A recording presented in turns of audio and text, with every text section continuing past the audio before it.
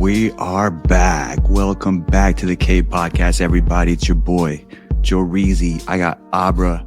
I got Proper with me. And before we get started, I got to remind you to check out the website, cave.com. That's K4V3.com.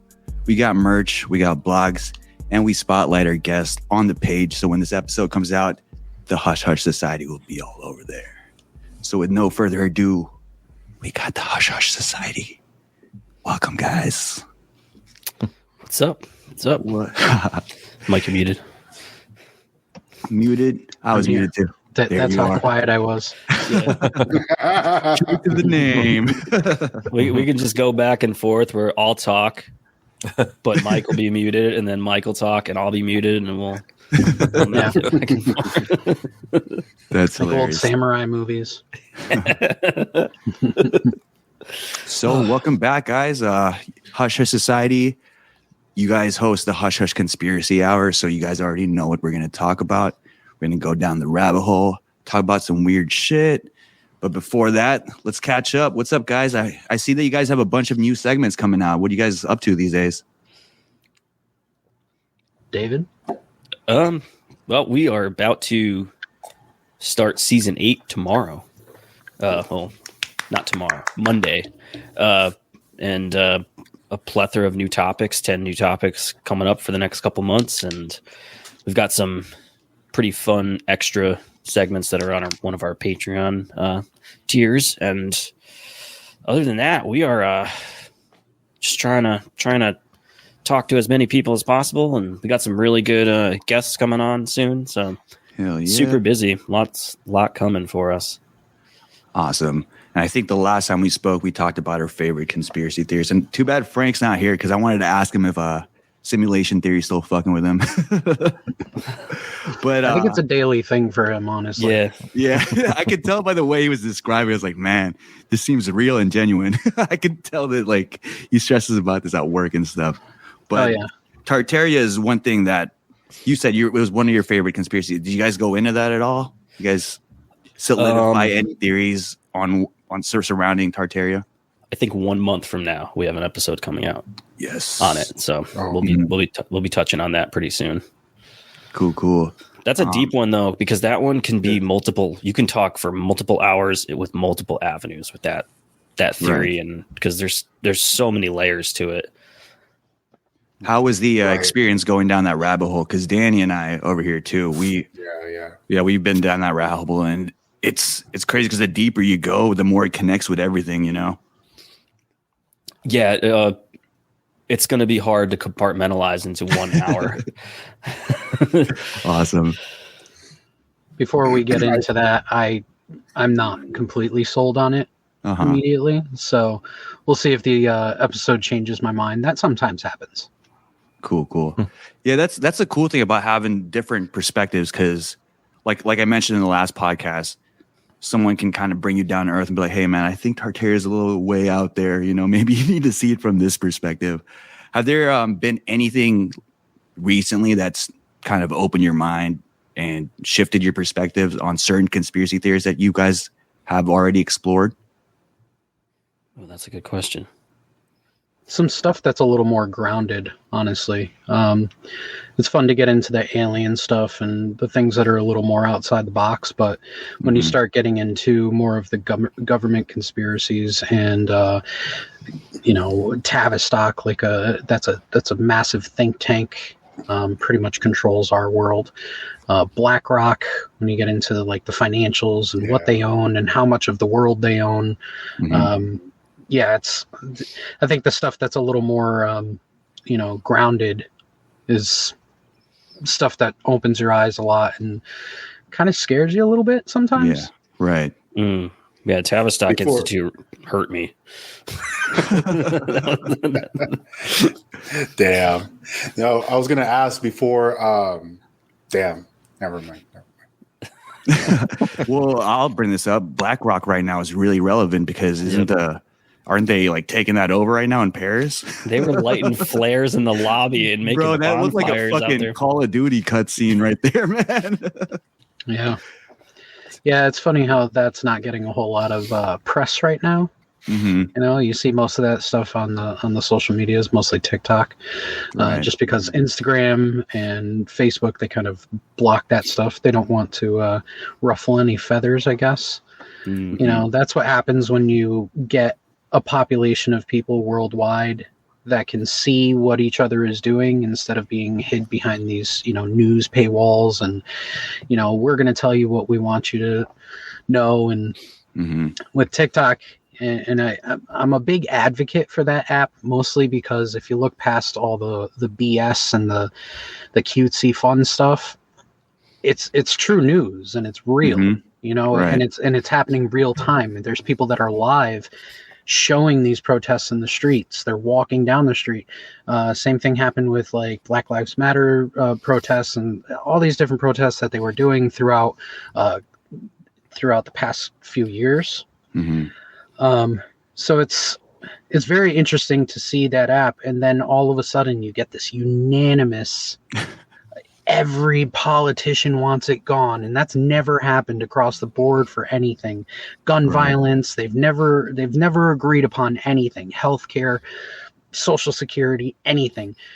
But all of a sudden you get this app that the people are becoming a little too woke. They're becoming a little bit too well informed, and they're not getting the news that we want them to get. They're getting the news that everybody.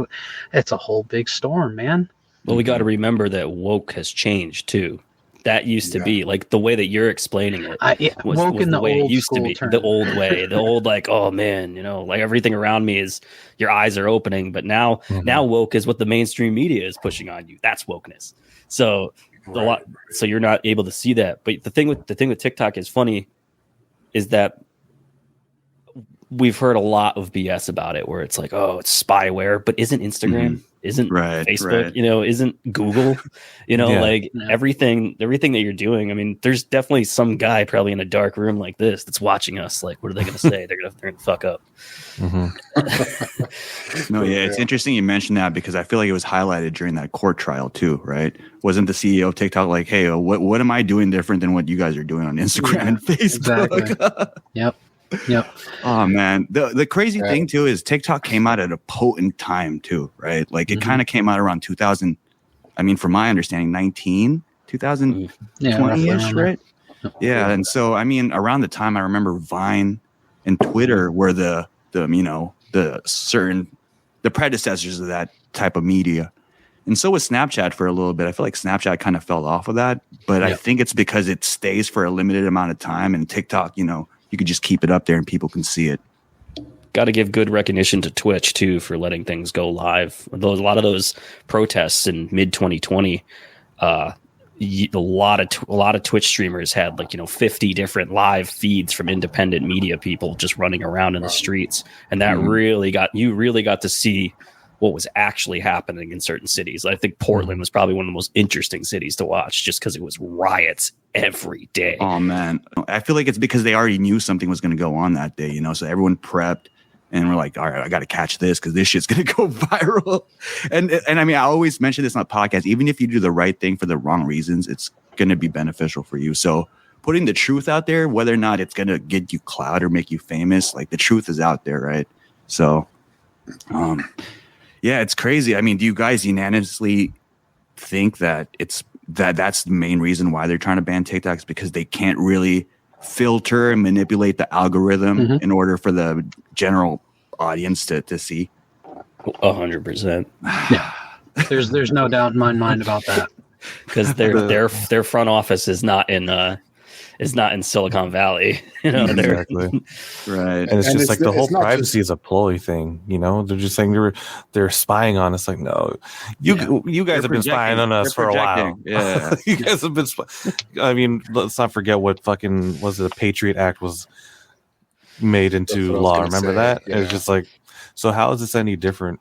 Isn't there supposed to be another one too, like the Resist Act or something like that? That's something like that. Yes, there's a new bill right now they're trying to push, and they're calling it like the new Patriot Act. So it's a way that the government can now like actually spy on you, you know, more than they already are. I don't know too much information, but the cover of it, you know, they always try to present us with something, but behind the curtain, it's totally something else. So what they're showing us is TikTok. Let's ban TikTok, which I'll say I agree with. Sorry. Which wait, what? So yeah. That's a bias thing, though. But behind the current is the like all the spying that they could do on us, like just checking all our information. They're doing that already, though. No, but it goes. I don't know. It just goes deeper now. This one goes. The way they can do it is just like. So again, I don't know too much information. That's why I can't give examples. But that's the idea behind it. I could be wrong, but what I picked up on it is that they can actually prosecute you for using certain social media apps that they don't want you to use in certain states. Oh yeah, that's so social credit score over a VPN when you're on a VPN. Yeah, they're trying to remove VPNs and stuff. Yeah, that's the big. VPNs can get you 20 years and $100,000. Jeez, wow. What are you in for, bro? A VPN? Damn, don't fuck with Me this too, guy. bro. Me too. We're just all in there now. Bunch of nerds in one block. Could be the biggest gang in prison. Yeah. Dude's got playing. Guys are playing Dungeons and Dragons instead of selling cigarettes to each other. I wouldn't be so scared of prison anymore if we had to go to prison. Yeah, it'd be something to look for. It's I'm like gonna learn rite of Dungeons and passage. Dragons for the first time ever. I'll give you 10 top ramen for that one.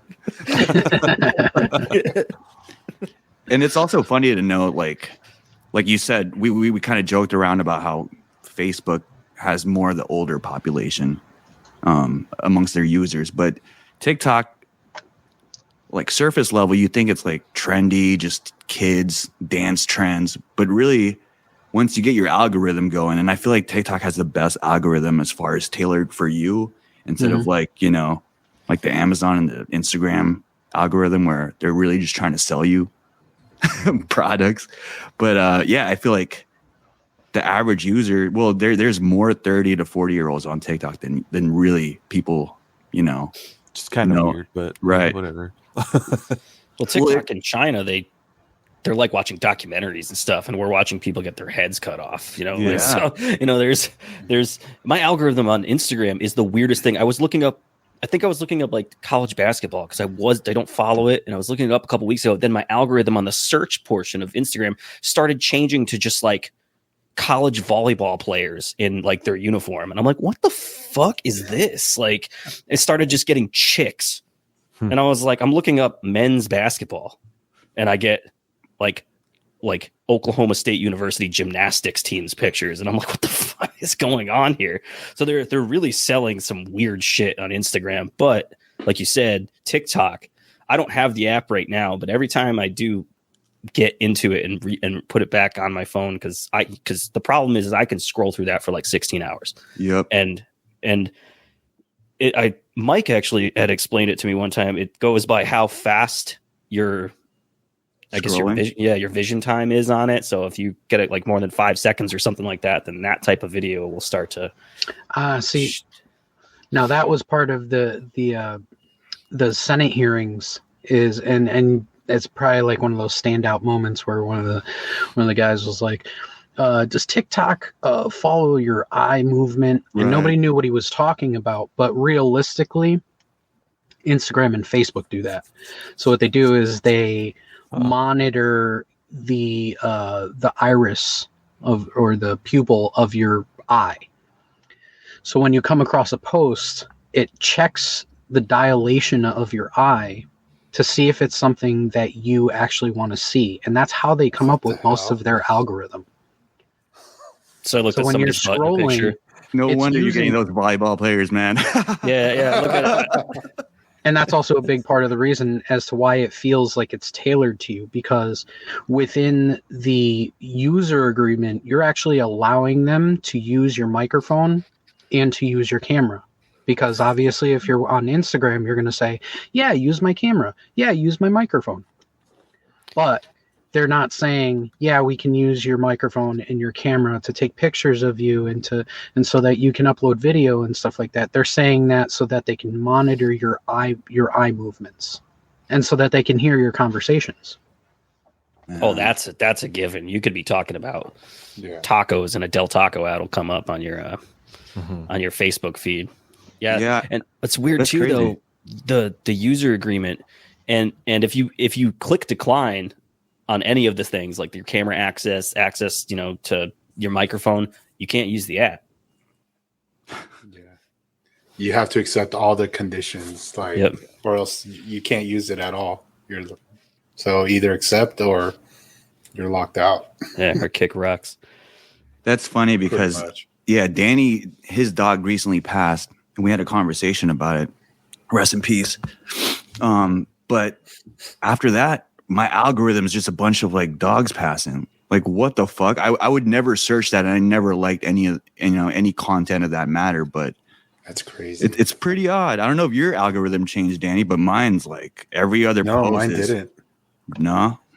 No, I mean just a little bit. There were like dogs and stuff but nothing like what you're saying. It wasn't anything like dogs pass. It was just like cute little puppy videos and things like that. That's it. Yeah, I'll get like doggy heaven and like appreciate your dog while there. I'm like, what the fuck? And I mean that's just me. I'm sure you guys know a bunch of or have heard a bunch of different stories of people saying, "Oh, I was talking about this, and all of a sudden it started popping up."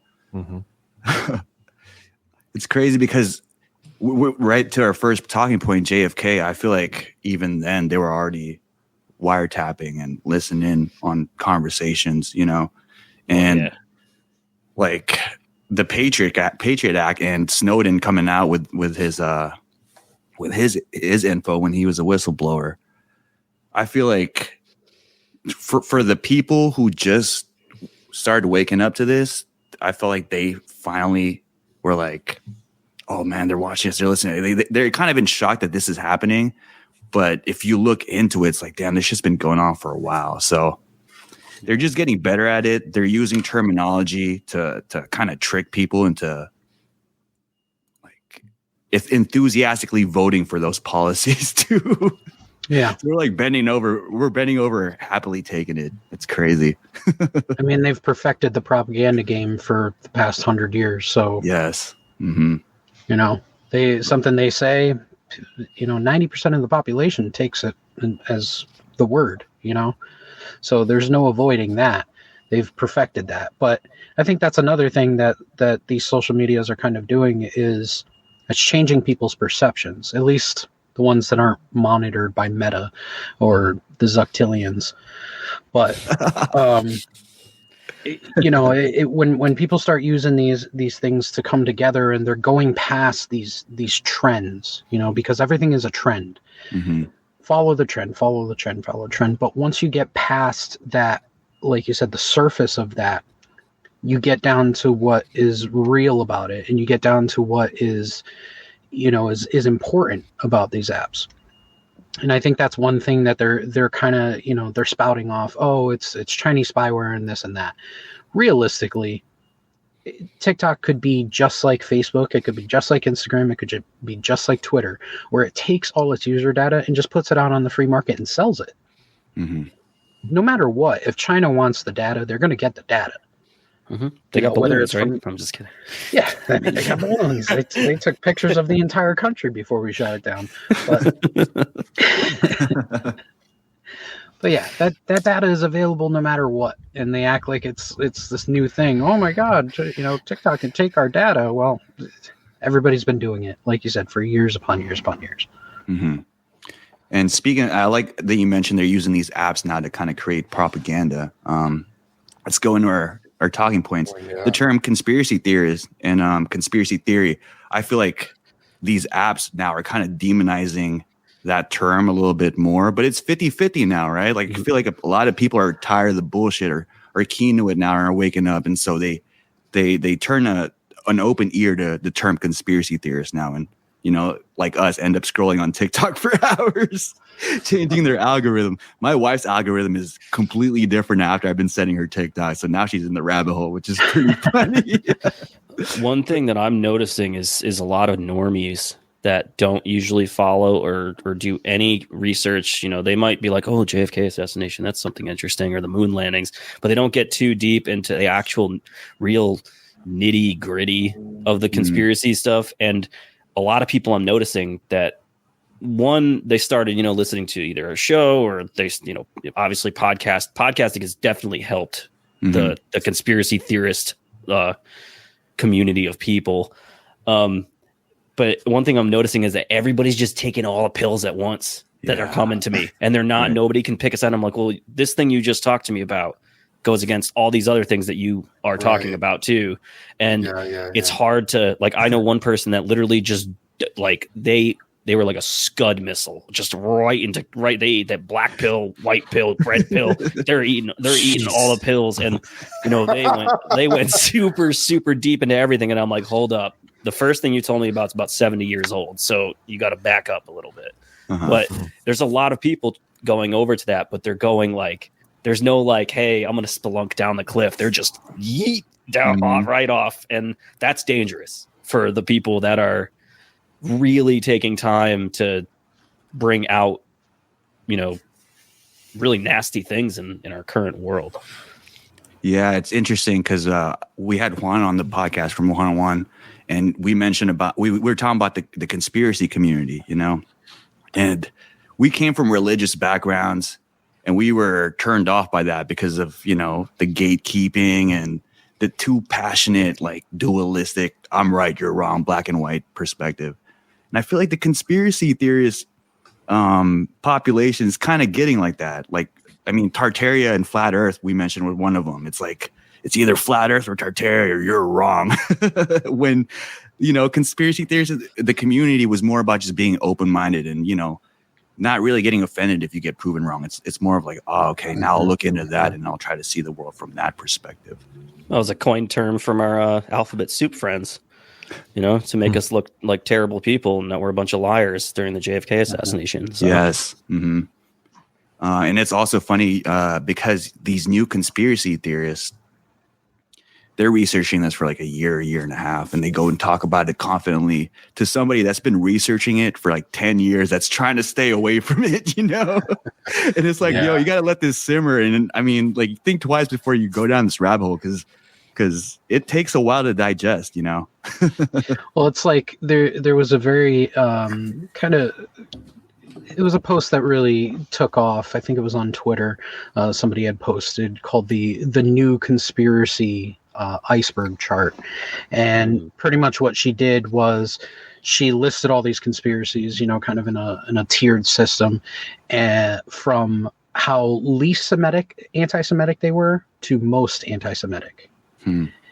And there's some stuff on there. It's like, I mean, realistically, if you look into the deep history of most conspiracies, a lot of them are rooted in anti-Semitism. Mm-hmm. Interesting, right? So it's like, yeah, you could say it's anti-Semitic, but also on the other end of it, there's a lot more evidence that, you have Nazis or World War II Germany that were involved in a lot of these things, in the precipice of these things.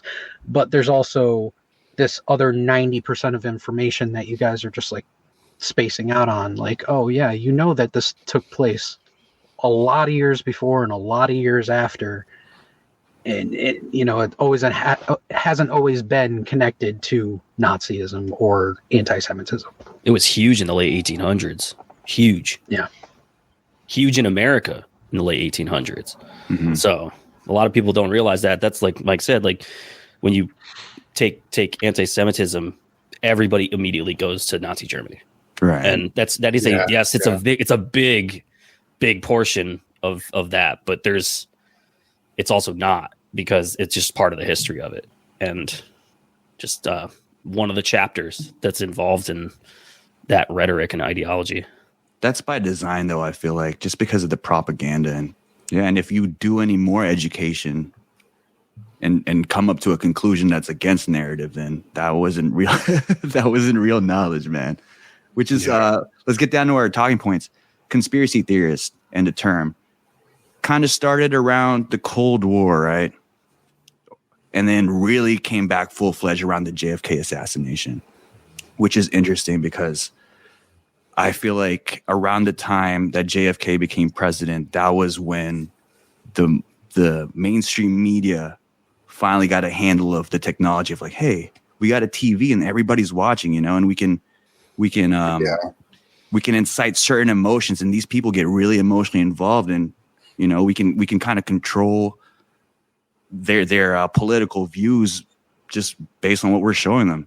And I remember hearing and reading and learning about this in a history class, but JFK and his debate with Nixon, it was interpreted differently depending on which media you took it in, right? If you heard it on the radio, it seemed like Nixon was winning the debate, but if you watched it on TV, it seemed like JFK was winning it based on the looks and how Richard Nixon was talking and carrying himself. And so I feel like the Cold War, just because everything was passive, I feel like that was them really taking notes, you know? And then just because of the weird anomalies that happened in the JFK case, like that being the least protected president has ever been during like a public appearance. What was called the trial of Lee Harvey Oswald being in broad daylight, and the controversy of the law enforcement saying, hey, we should do this at night, you know, just because this guy's a high value suspect and people are really emotionally involved in this. So it might get dangerous doing this in broad daylight, but the mainstream media is like, nah, we need the lighting, bro. Let's do this at 2 p.m. which doesn't even make sense in itself, because they took him out through a parking garage. And then it just so happens that pretty much every news outlet was just there. Mm-hmm. And they brought him out, and what do you know? There's a guy with a gun who coincidentally has connection to Lee Harvey Oswald and has connection to the mafia and has connection to all these different scenarios and situations that happened before the president showed up. And then multiple people seeing it, people seeing what they saw. So it's, and then on top of it, JFK was also the president that was trying to eliminate that shadow government, that behind the scenes stuff too. Federal Reserve. Yeah. There was a theory regarding that I just read about that I was unaware of, and it's one of those things you got to kind of dig deep to find. But apparently there was a Lee Harvey Oswald lookalike, and he was trained by the CIA and just so happened to be in Dallas at the time of the murder. And there were certain witnesses that had seen, I saw Lee Harvey Oswald. He was leaving the green and he got into the back of a car, but at the same time he was also being chased on foot by police way back, in the other direction. So it's there's some interesting things out there, interesting theories, and a lot of it points to it probably wasn't Lee Harvey Oswald. And then Trump was also saying that it was Ted Cruz's dad. Remember, he said Ted Cruz's dad was involved in this. He's the Zodiac killer. Or Ted Cruz was the Zodiac killer. He said that during the election. And everyone's like, what the fuck? Do you guys think we'll ever find the truth behind the JFK? Well, that's the thing. It's kind of relevant now because they released more information about it. But the numbers are different. I read 95% of it is already out, but then I read 70% of it is already out. But even then, man, can you really, at this point, can you trust what they're putting out? No. Yeah, exactly. No, they want you to know what they want you to know, and so they're just giving. It's like, fine, we'll give it to them because we're going to do something else right now. So exactly, right. That's a thing that we talked about with a recent guest that we had, Nick Pope, and it was a question that I had for him is that I am very leery of Freedom of Information Act requests. I don't think that they're the real truth. He didn't agree with me, but. I don't think that they're the real truth, realistically, because I think everything is a psyop, realistically. If you look at everything, and then you look at it and you say, okay, let's look at the things that the CIA was dropping, this information that they were giving us. They're talking about the Gateway Project, how we can astral travel, and all this other stuff. I think it's those pieces of information that the CIA would release, but maybe they're not real. Maybe they're not actual things that they looked into. Maybe it's just another drop for people to go, I'm going to waste my time listening to 25 hours worth of this Gateway Project to figure out if I can astral travel. Yep. Everything is distraction. Everything is Just be occupied with this. Yeah, I mean, especially if you look at modern society with their phones, it's working pretty well. Good, it's a mind virus. Good boys. Yeah. TikTok. Yeah, you would think they would want us to keep TikTok. Yeah, right. They can't control the algorithm though. That's the thing. It's I feel like at the time the only form of media was television, and so that was easy to control. I mean, we look now and it's pretty public knowledge that there's a handful of people that control media. Disney pretty much owns everything. It blows people's mind that ESPN is owned by Disney, which owns the UFC, owns everything now, you know. Yeah. And what other news source does ESPN or does Disney own? They own Fox now, right? ABC. Yeah. I believe so. Yeah. So I mean, and that's another thing. If we go into Disney and their origins, it's pretty dark. We haven't touched on Disney yet, but I think it's coming. I think we're going to do something this summer on it. Yeah. That's awesome. But yeah, now we're reaching the age where first it was YouTube that was considered a threat to mainstream media, right? More people were tuning into YouTube, watching Netflix than, you know, paying for cable services now. Now you see cable services evolving and turning into streaming services.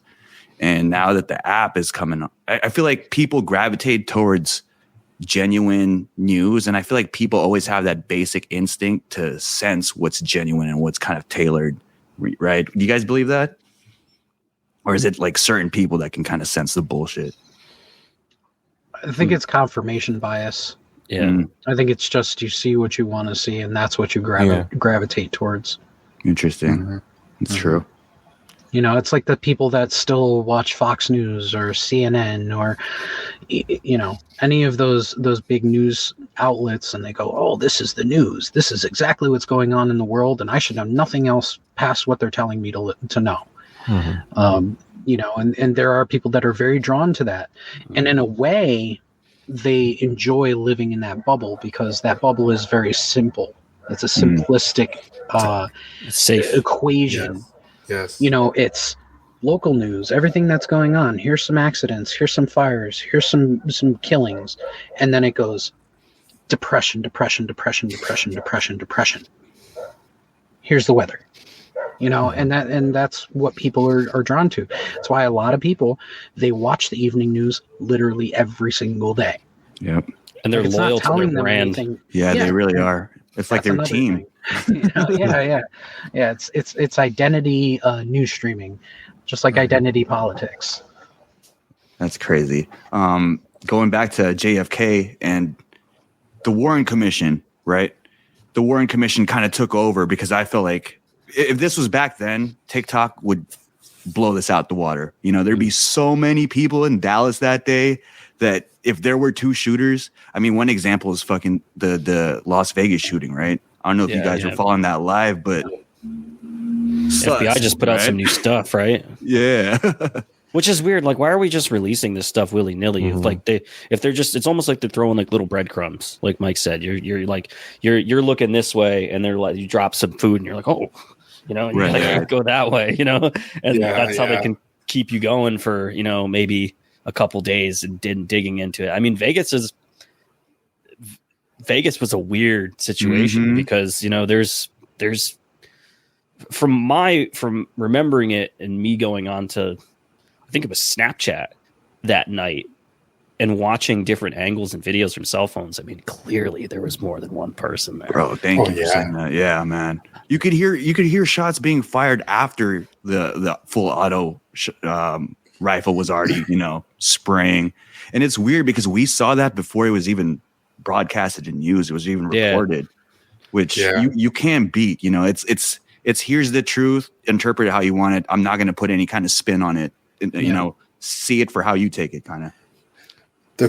The craziest thing from that night is I heard from people that were actually Dan Blazarian saying, "Give me a gun." I was stupid. Like, you know who I am? I was like, no, get the fuck out of here. That guy. I'm so glad that guy's irrelevant now. But anyways, no, the weird thing of what I heard of people that were actually at the event that night is that people would look at them and laugh and be like, and they would say, "You're gonna die tonight." Yeah, That's bizarre. It's like it was bizarre, and it was just it's a lot of things, but there was for sure more than one shooting. Yeah, I also heard that there was a lady going around the concert telling people the same thing. So and that's been reported by other people that were actually at the event, not like just news sources. You know what I mean? It's a wonder. No, I heard it from someone at the event. Oh, you actually from someone there? Mm-hmm. Fuck. See, it's a wonder to me that more people don't get fucking jaws broken nowadays. I think that's a problem with half the population, and Dave and I have been saying that for years, is that not enough people have been hit. The face. Yeah. That's the thing, is like, if you're from, back in the day, or you're from certain neighborhoods, or you grew up in certain places, like you've been in a fight, you've lost them, you've won them, it's whatever it is. But there's people out there now that you could go up to them, they're in their 20s. You ever been in a fight? No. That sounds terrible. That sounds terrible. But then they'll be the most, they'll have the highest, the most important opinion in the world. And if you don't like their opinion, then how dare you? You need to be hit. People need to be hit. Well, speaking of hitting, a lot of altercations that happen. I couldn't imagine going to high school right now. On top of the fact that you have that everybody's glued to these devices, and if you're being bullied, you used to be able to just go home, get off the bus, go home, get away from it. You're at home. That's your safe space. You got Nintendo 64. You're doing your thing. You didn't have, you might have had like AOL, but you weren't friends with the person on AOL that like on Instant Messenger. So you can get away with it. Now it's just like an onslaught and barrage of abuse between these kids. Yeah. So things I've been thinking about it a lot, obviously since recent events, but a lot of things that would have just been like shoving matches or fist fights are mass shootings now. Which is the craziest thing, because now it used to just be like everybody gathers in the hallway, fight, and people are, right. Or meet me outside in the parking lot, like but nobody in those situations, you're mad enough to get into a fight with somebody, but you never were mad enough to be like, we're going to go this far. You know what's interesting too? If you've ever been in a fight, sometimes when you let loose and just scrap it out, after that you become friends sometimes, you know what I mean? After that, it's like, hey, I respect you after that. It's still stupid what you said, but you're cool now. You can take a punch. I've got one friend that, our friendship was really solidified because of a fist fight after school. Hell yeah. Shout out to him, man. Yeah. No, but it's interesting because like nowadays that energy is kind of pent up. So I train MMA, so I feel when I'm hitting the bags, I can just let out a lot of, energy that I have pent up, whether it's like getting cut off on the freeway or things that happen on work. I could just let it loose there, come back home. I was like, I'm chilling, I've let loose. But nowadays, like people are so passive aggressive, super duper aggressive, passive, super duper aggressive, that when it gets confrontational and the phones come out, you don't want to look like the bad guy that, swung first, unless you don't give a fuck, you're like, I want to turn this into a highlight reel. No, but what I'm saying with that is what happens is, let's say you want to scrap to get the phone up. Nowadays, mental health and social media, terrible combination, especially growing up as an adolescent right now in these days. What could be the talk of the town in high school or your city could be fucking viral in the whole country and worldwide. You know what I mean? And if you're having to deal with like trauma that you dealt with in school about being embarrassed, imagine that on a scale of like globally where you're known as that. So when you go to high school and you go to college, you're the guy from that video. Like it makes sense kind of why people are, reaching their breaking point and their psyche's just kind of snapping, right? Look, it's happening to adults. Look at Will Smith. Yeah. Oh yeah. Mm-hmm. It's definitely changed. I think too, kind of how we were saying, like the different generations, I guess, we were more active, our generation, we were more active. So we had ways of, letting that negativity out in a way, whether we did MMA or sports or just outside with the friends, just playing and whatever. Yeah. You go outside and play. Yeah. You'd go outside and play. Now everything's just so bottled in that you have no way of releasing that frustration where it bottles up and then it goes to that extreme of oh, I'm a threat to school with this and that. Mm-hmm. Yeah, you know. Yeah. Kids are not able to let out whatever, you know. A lot of these kids you find out are bullied, or the statistics really are like, you know, they really had like a hard life at home, or like a lot of them too, which is a crazier percentage. Like a lot of them just don't have absent fathers, and no one really talks about that much. And it's just like, you know, like everyone's saying, no one's been punched in the face. I bet you these kids were punched in the face and like, I'm not going to shoot. You know, like if they could punch someone in the face and left us steam, I think that would prevent a lot of these things. But who knows? It's just the world's getting weirder. It's getting crazier because, well, people are getting, I don't know, like there's something going on with everyone's mental state nowadays. And yeah, I mean, mass shooting is not like a new thing. We've had sadly, right? Yeah, we've had this going on for so long, but it just seems to be, it's becoming more and more normal. Like it's in the news, like, oh shit, another shooting. Back then you heard a shoot, was like, no way, Columbine, you know, and that was forever. That's what everyone was talking about. But then you get that was nowadays, the one, like, right? Yeah. Yeah. You know, and then I remember watching the video of those guys just doing it and just shooting their heads off in the cafeteria or whatever. It's just, now it's just, hey, we had a shooting last week. Oh, there's another one this week. It's like, why the fuck is this happening? And it's hard to keep track these days. You know what I mean? Exactly. Like they're coming out so much. It's just like, oh, that happened. You're kind of we're kind of getting numb to it. If we're talking about programming and stuff, it's kind of getting normalized. Yeah, and I think that's the whole point. That was what I was going to get into. The reason why we're seeing it so much, it's like they're trying to desensitize us to it. You know, it's like these shootings are happening, but I mean, it's like it's always been happening, but now they just want to show it all over the place. You know, I've thought that a lot. Really go ahead.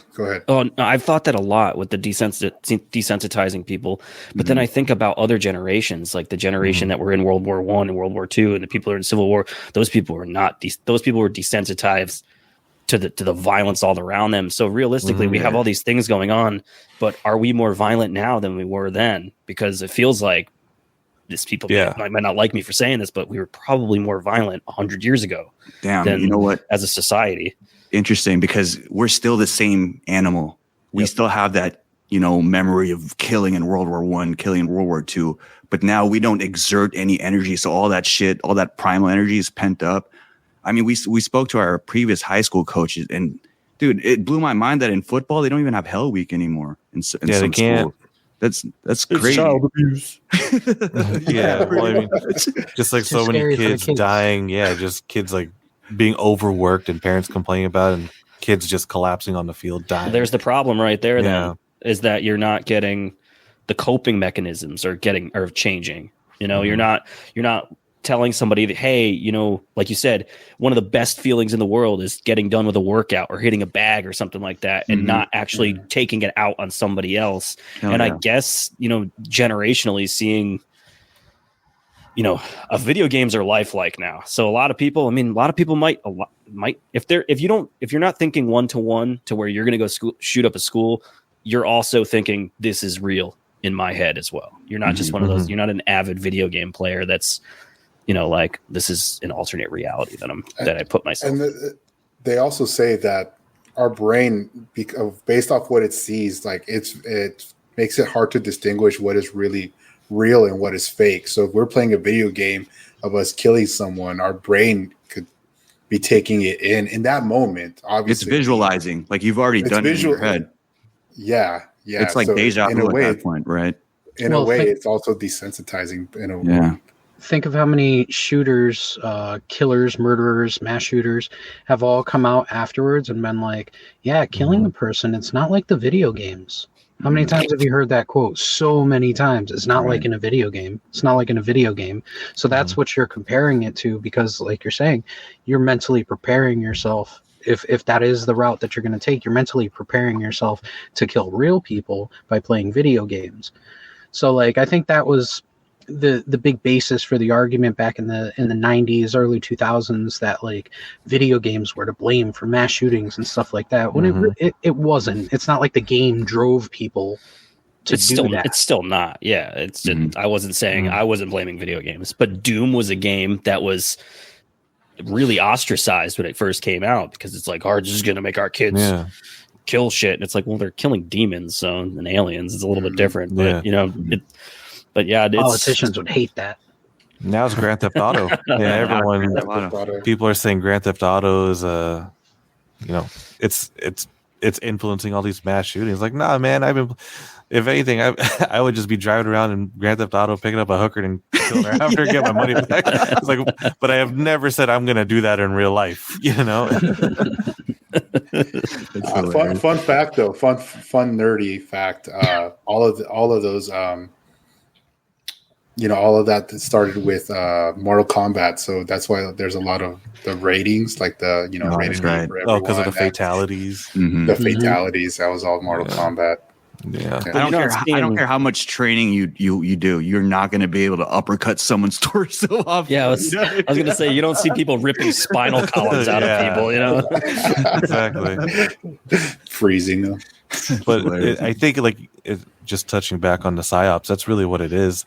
They're doing this, making us see the shit and say, hey, it's those guys. And then so you guys look away from who's really perpetrating all of this shit. I mean, it's all of like, it's like exactly. That's what I wanted to say. It's like, you got the puppeteer and he's making you look over there, but so you don't see what he's doing behind the curtain.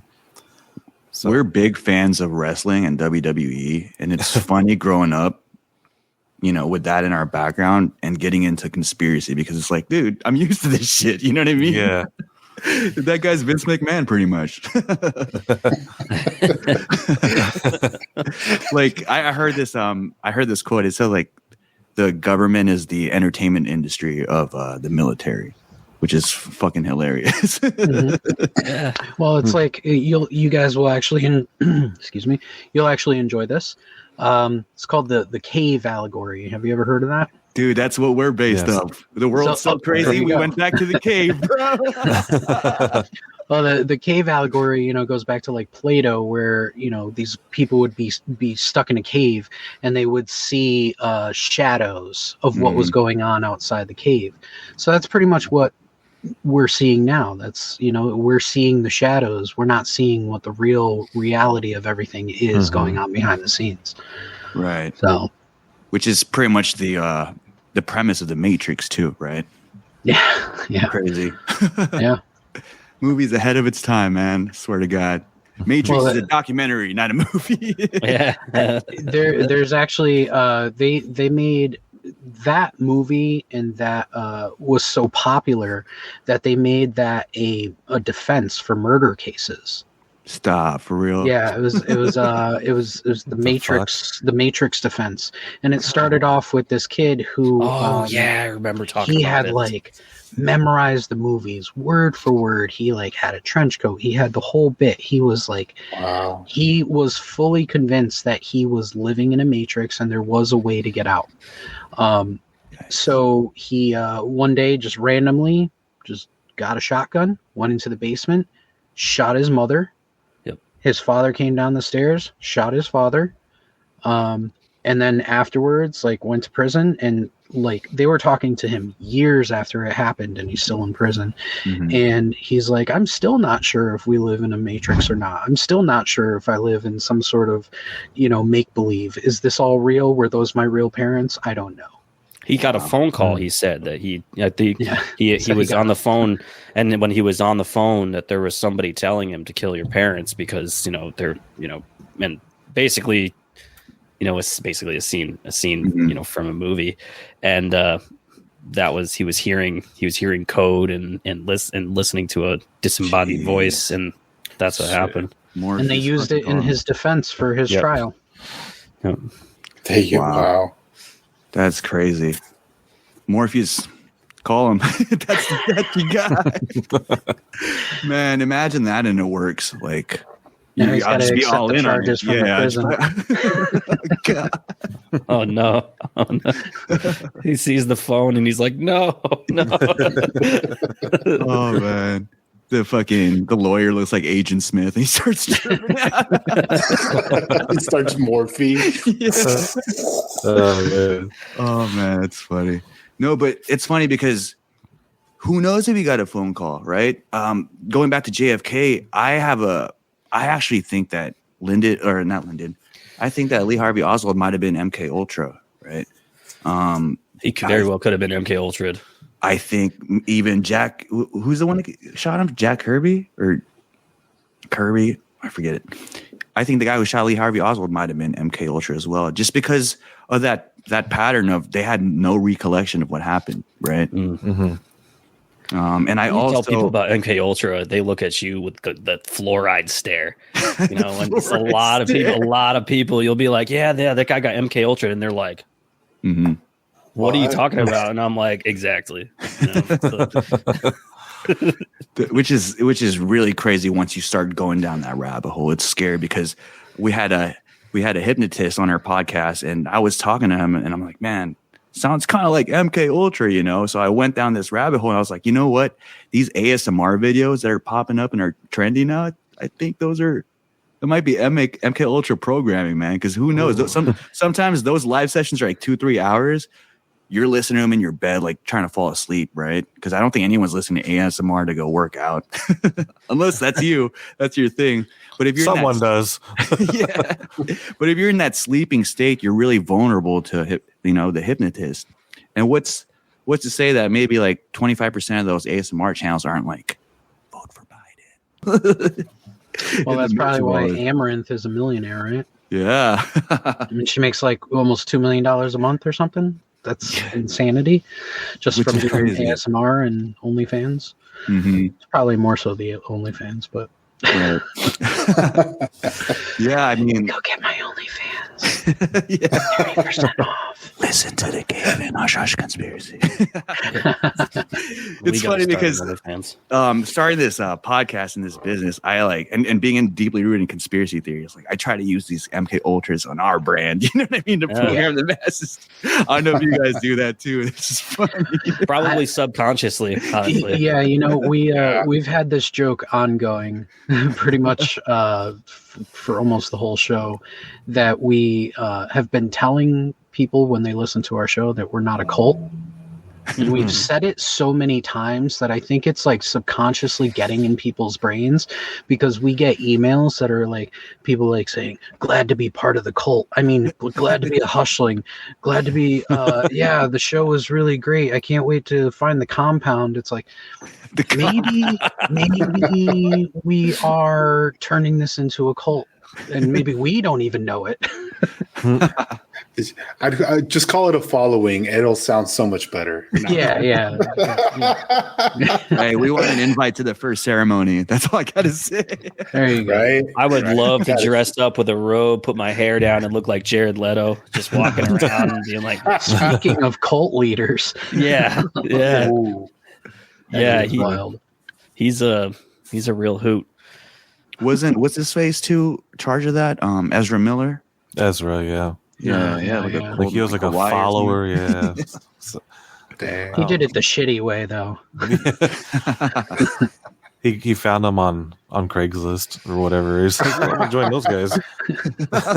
At least Jared Leto takes everybody to an island, and everybody gets to dress in like Miami whites and stuff. You know, he just repurposed the sandals. It's weird. It's almost like everybody is in like some form of cult or group. I didn't feel like I didn't feel like that when I was in high school. Like you had the goths, the emo kids, the skaters, the preppy kids. You know, the people who only had the little bird from American Eagle or whatever on their shirt and polos. Like you had all the groups, but people kind of commingled. At least from my experience, you know, there was you might have that one dude that's wearing black lipstick and has his nails painted that's got a choke collar on. You might hang out with the kids that skate because he likes to skate, or you know. But now it's almost like you have like the MAGA people. That's like a cult in itself, and now it's gotten even to like the left and the right are so extreme that it's almost like things have been pushed into these cult like followings and ideology too, and a lot of that with a lot of it. And it's almost like, okay, well, if we can segregate, and if this is the psyop, we can segregate this one group that's a part of this cult, we can get rid of them. You know, it's almost like an easier way to round people up, because you're like, those are the crazy ones. And that's the same thing like when we're saying with the term conspiracy theorists, that was meant to created by the CIA to deter people from believing in probably the truth or portions of the truth. It was effective. I mean, like I said, around that time, some of the evidence were undeniable. Like actual firsthand witnesses were saying, "I heard 2 shooters." Just like the Vegas shooting, and yeah, like you said, that was weird that the witness saw 2 Lee Harvey Oswalds. That makes the back of my hair stand, the hairs in the back of my neck stand up. That's fucking like some, I don't know, some black magic shit. With the K. Yeah, and I mean, there's also didn't a governor get shot by that same bullet? So that kind of gives more ground to the magic bullet theory as well. Yeah. Oh, yeah. If you look at the trajectory of that bullet, it's pretty wild. It goes through one side of the president, into the governor, bounces off the back seat, comes back through the governor's arm, into the like back into the president's throat. It's like a whole. Well, I mean, the Zapruder film, you clearly see JFK getting blown backwards. Yeah, like right. That doesn't happen when you get shot in the back of the head. Mm-hmm. It just doesn't. And bullets don't take 30 different angles into somebody's arm and shoulder and then bounce out and do that. Especially. There's just so many things. The type of rifle that Oswald was supposed to be using was, that's a bolt action rifle, and he was far away, and apparently no scope on that bad boy thing too. I think the guy was using iron. Damn, he no scoped him. Shit. So, and I heard the barrel was off too. Yeah, and he was a terrible shot. Yeah. Not to mention, they talked about his basic training. They were like, yeah, that boy could barely hit a bullseye from 100 feet away. And you're telling me, but that day just happened to be his perfect shot as that vehicle is moving away, and you're up in a tower, like in a window. Well, the reason why it worked is because it was a magic bullet. Yeah. It was magic, right? That's the reason why it worked. Well, my question is why did everybody immediately, when the president was shot, immediately everybody booked up that hill, the opposite direction of where the alleged shot came from? It's the same thing when you talk about 9/11 to people. They just the fluoride stare. They're like, "You're fucking crazy," and you're like, "Am I? Am I?" So. You said sorry. No, go ahead. You said magic bullet, Dave, and I thought of you ever seen Who Framed Roger Rabbit? Yeah, where he pulls out the cartoon gun and all the bullets are different. Yeah. I always think of Wanted, when they curve the bullets. Oh yeah. It's funny. Might have been them, man. That might be a documentary too, not a movie. It was Morgan Freeman's shoot this motherfucker. God, somebody remote viewing the bullet. So just to correct, it was Jack Ruby, not Jack Kirby. Jack Ruby was the guy that shot Lee Harvey Oswald, and he was kind of in cahoots with the FBI or the police department too, right? Didn't he own like a strip club that the cops would go to? Sounds kind of Epstein-y, but I'm just saying, you know what I mean? A booty badge bar. Oh man. Yep. But so while we're on this topic, all this shit was coming out, and I mean, this is the talk of the town. This is a big event, and it's televised. So like a lot, you didn't have to be there. Like you saw it if you were watching this live, and it was so loud as far as like the evidence that are coming out, and it went away from the narrative that the deputy attorney general was named Katzenbach. He put out a statement saying, "Hey, we need a commission to take control of this and dispel all the conspiracy theories." So that's when the Warren Commission was created. Kind of like what happened with the 9/11, where the CIA just kind of took over, like, "Hey, we got this." And then I think that's when the term conspiracy theorist became more of like a witch hunt, demonizing, discrediting term, right? Yep. Yeah. And the thing with Vegas too, the difference between Vegas and JFK, what was it? Early 1960s, right? Or when he was killed, right? Was it 63 or something like that? I think it was November of 63. The difference between now and then, I mean, when we're saying like, hey, in Vegas, there was one video I remember somebody, and it was probably Snapchat, where you see somebody right in the lobby of the Mirage, like right where the valet is, looking straight up the facade of the building, and you see muzzle flash from 2 different spots and then all the way up really high. And then when you see it on the news, it's gone. Once that tape hits the newsroom, they can edit easily. You can edit the muzzle flashes out, and that's what everybody sees, unless you're seeing those real anomalous videos, like like with the Pentagon, for example. There was one video on that day, and I was 14 when it happened, and I remember watching it, but it was almost like they didn't catch it because it was on the news. But there's the video that they show you where it's like 2 frames, but there was one they showed once where it was fluid, like a fluid security camera footage, and it was no plane. So it was very, and I remember that like clear as day, because I was not a conspiracy theorist at 14. We had to go home from school early, and I wanted to go skating because I didn't care what was going on. I was like, wow, this is crazy, but I'm going outside, and and that's like we have the technology. Maybe they screwed up with that, and then they realized, oh shit, like someone got fired that day. Yeah, whoever's in charge of post who forgot to put that plane graphic, that guy got fired that day. Someone ended up in Dulce base. That's probably what happened. So it's interesting because if we talk about like what's reported in the news and like actual firsthand witnesses, someone told me, my wife told me that there was this theory that she heard that people at the site of 9/11 said that they didn't even really see a plane hit, That's a weird one. Yeah. And like, I mean, if you look at news outlets, you see the plane go through. And if you really look at it close, it like goes through pretty fluidly, like you said, too. Right. You don't really see the nose crashing and all that. I mean, I'm not a physicist, so I don't know the physics of all that. But it's just interesting because I was in there. I didn't talk to anybody over there. All I see is what the news is showing me. You know what I mean? And I've said, and the time that I came out, you see all these fake Photoshop pictures of people on the top of the building taking selfies with the plane coming in. You know what I mean? And I don't know if you guys have seen that one. Some of the memes. So, I mean, it's hard. Going back to what Mike said, how many times does someone have to lie to you for you to stop believing the bullshit, right? Which is the media right now. That's the threshold. That's the threshold. How indoctrinated are you, and how closed off are you from the truth, or is it too scary to hear about some of the things that could actually be true? I think a lot of people are just in denial. I think there's a lot of people that truly believe that there's a lot of weird things that have happened in our lifetime and probably for a very long time. And they just don't want to see it because it doesn't feel as safe. But in reality, even the stuff that you're believing that might not be true is fearful as well. So you're just living in a perpetual state of fear, no matter what side you're looking at it. And there's a lot of people like that. Like I said, that's why I think a lot of these normies are just jumping off the cliff because they're like, holy shit, look at all this information. And you're like, that's always been here. You just have to ask the necessary questions of like, well, that looked wrong. I mean, 9/11, building 7, why? Yep. There's just, and we know and why. If you look at everything that happened prior to that and all the paper trail before that, like them pulling out.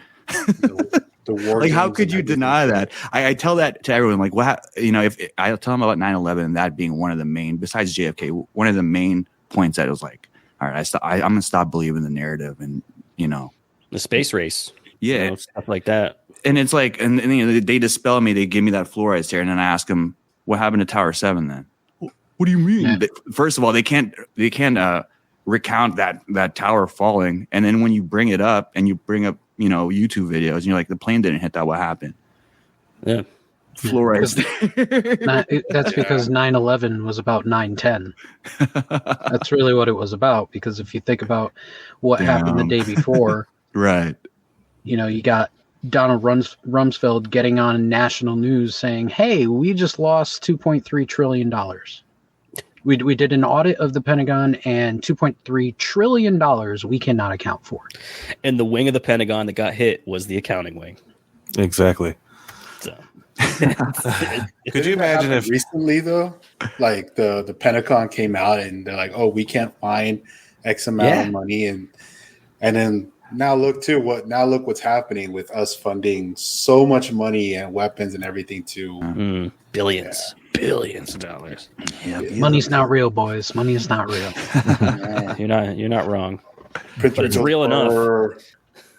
I mean, if you don't believe that, you'll believe that soon, because the trajectory of where shit's going, it's gonna hit you right in the face pretty fucking soon.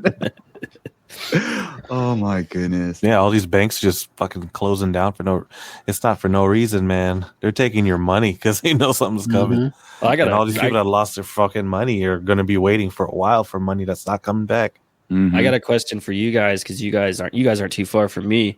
Are Wells Fargo's disappearing in your area? because I there's avoid like Wells Fargo, and it's still down the street from there's me. one Wells Fargo left in my area. One, Really? and there used to be like 13, maybe 2 years ago. They're just disappearing. No way. Like just I not haven't there. noticed. Huh? They definitely stopped opening up new stores. I remember for a year they're like popping up, but Around me, it's more Bank of America. interesting.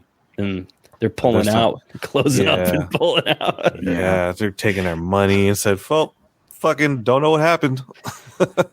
You know what's scary? Everyone's talking about this recession and the Great Depression. I feel like what's coming is going to be way crazier than that, you know, because it's going to be a shift to a whole new currency.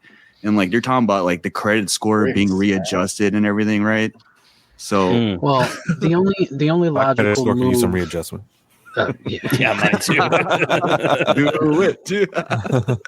the only logical move for the United States to essentially save the economy of the country is for them to go off the dollar and to create a digital currency.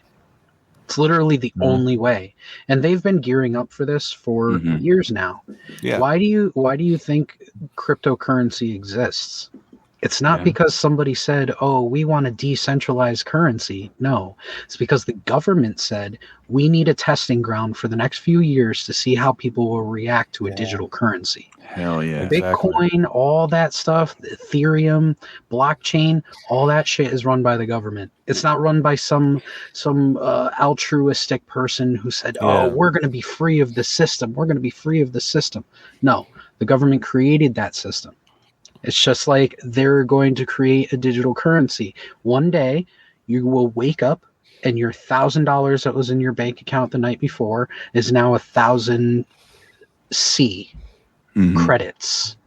You know, and you're going to go, "What the hell does that mean?" And then you're going to go to the bank and you're going to see, "Oh, sir, we don't have money anymore. Everything is digital. Everything is digital. Do you need digital assets? We can take out digital assets and we can transfer them to your new digital wallet." And then that's how they can control everything from that point out. Money is not real. Money hasn't been real since we got off the gold standard. So what's the difference now is that now they can take all that dollarage, they can trade in all that dollarage before we know what the hell's going on, and they can make all the money, buying up gold across the world, which is the U.S. is in rampantly buying up gold. They're rampantly buying it up because of the BRICS nations. So it makes sense that the only way for them to escape out the back door is to change everything to digital currency, because you can't question it and you can't count it. Right. And they can control what you spend your money on. Yeah, exactly. Absolutely. Yeah. Right. And they don't know who even made Bitcoin till now. He just goes by Satoshi, and no one knows who the hell he is. And like you said, is perfect, right? Yeah, exactly. And like you said, it's been a testing ground for a while because, this little weird value paper that we have in our wallets are dying. And it's just showing that they've been probably testing these cryptocurrencies as a testing ground, and Bitcoin became their store of value to replace gold at some point. And then now they're looking for something that's going to replace the dollar, and they're calling it, they could call it whatever, the dollar coin or whatever, US coin, something like that. But dollar. Yeah, Dogecoin. Or Dogecoin, which is weirdly enough that Elon Musk is backing that so hard. And I'm telling people, just watch.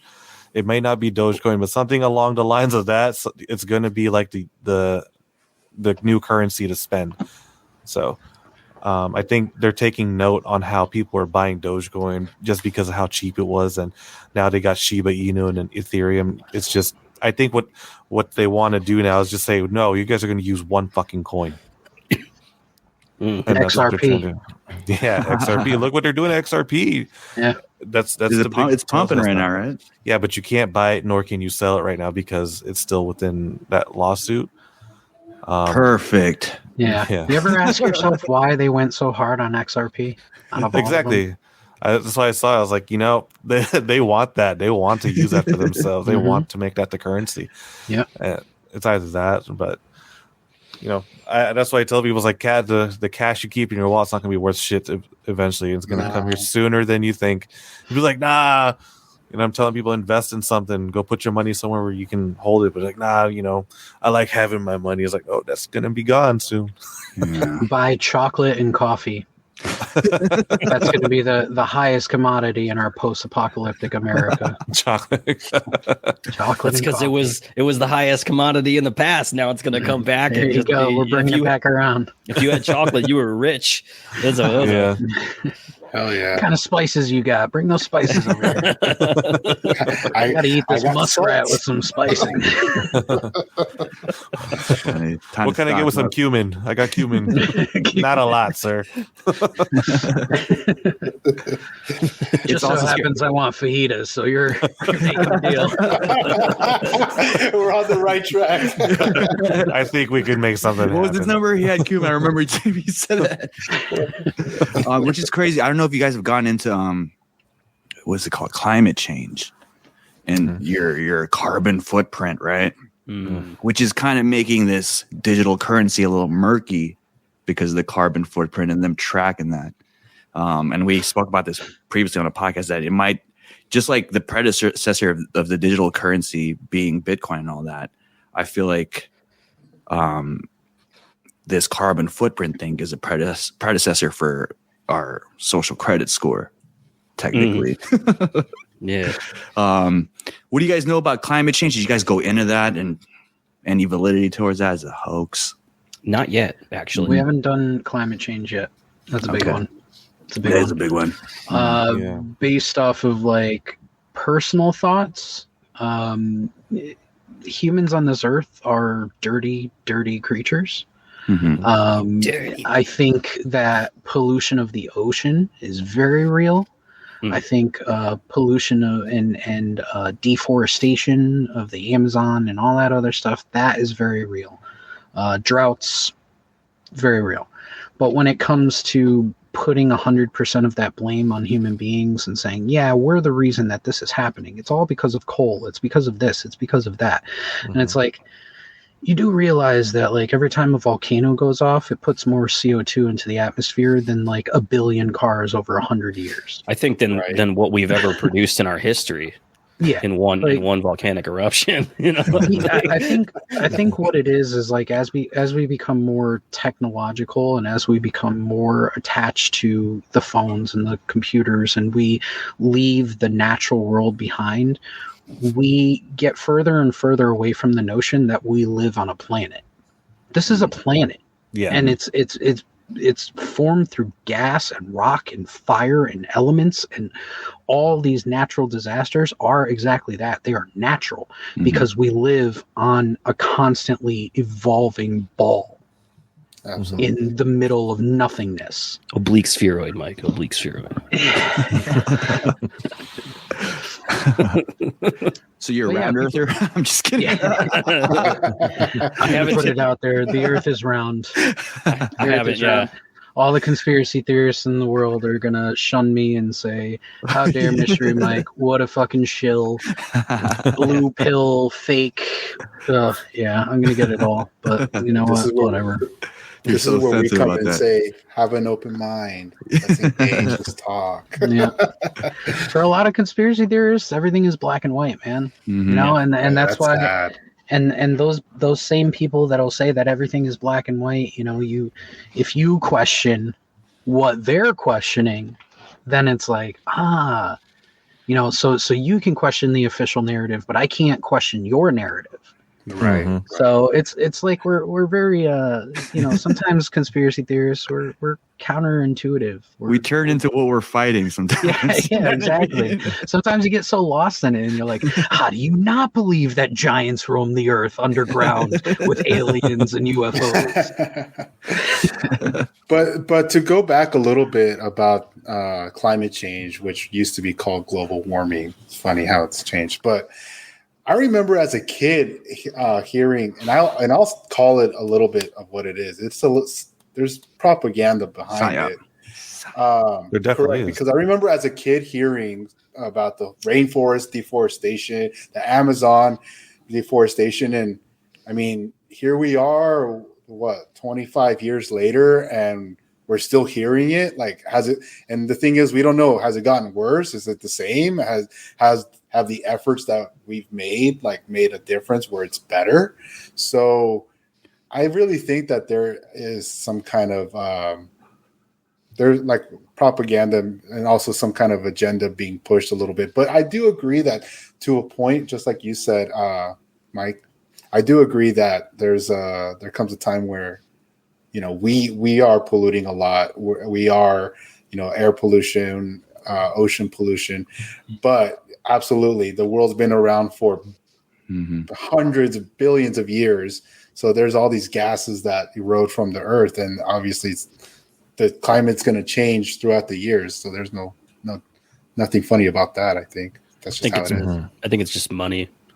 I mean, look at this Ohio train derailment thing. Like, for how long have we been having these accidents that aren't getting publicized on the news stations, and how horrible the waterways are in this country, especially the main vein, like where it's at. I mean, it's pretty much that their system in Ohio, the river system, connects directly with the Mississippi, which goes all the way into Montana and the Dakotas, and you have all these massive channels and waterways in central North America. And if that's the first one, I don't believe it. Now I don't believe it. But like, if that stuff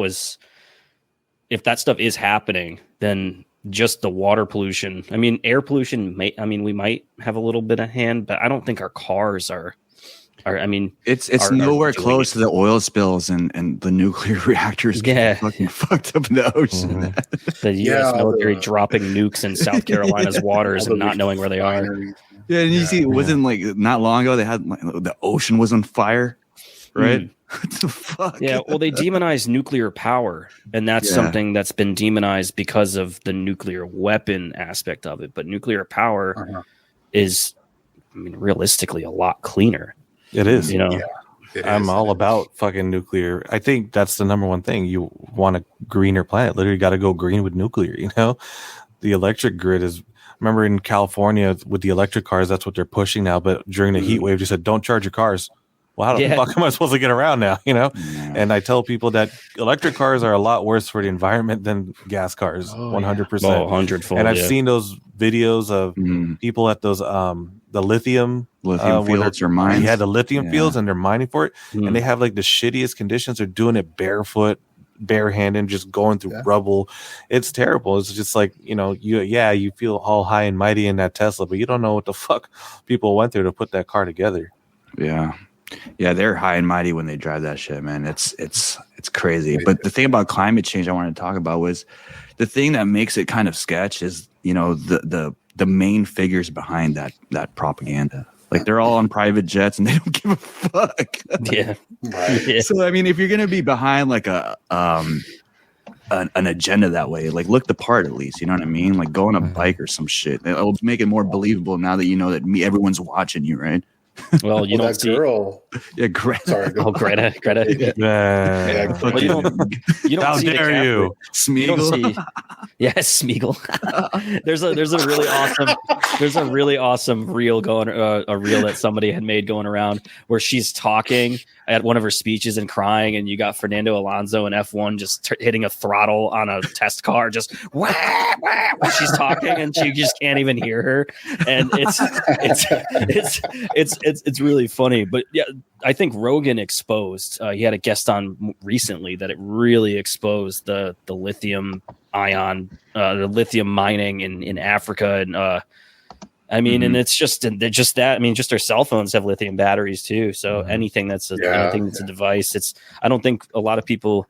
Unfortunately, a lot of people don't care, and unfortunately as well, a lot of people don't realize where we get some of our stuff. And I think it's finance. The oil industry, coal industry. I mean, all the mining. It's one of the biggest money makers on earth. So those people are not going to give that up. Also, if we see past the shock value and the breaking news of, this is going on for phones, like, how long have phones been around? Like, this has been going on for a while. It's not like they just started like mining lithium like this. It's been going on for a fucking while, Yeah. Oh man. And I don't know. I went down a rabbit hole of Edward Bernays, And he had a lot of fucking psychoanalytic data on humans. You know what I mean? Mm-hmm. So would you think they just put that away and are like, hey, this is demonic, let's not use that? They're obviously still building off that if it's working, right? And if you go into MK Ultra, it looks like some of that work was based off the previous Bernays and Bernays research and all that. So it's crazy because going back to like the evolution of mainstream media, when TVs were first out, most of the media on there were like live broadcasts, sports, comedies, and then it evolved into shows, dramas, and then after that in the 60s, that's when it became more political, right? So gathering data, now with these algorithms and I was watching this movie. I don't know if you guys have heard it. It's called Neon Demons.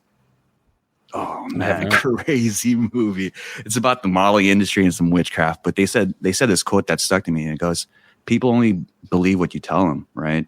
And that's so true when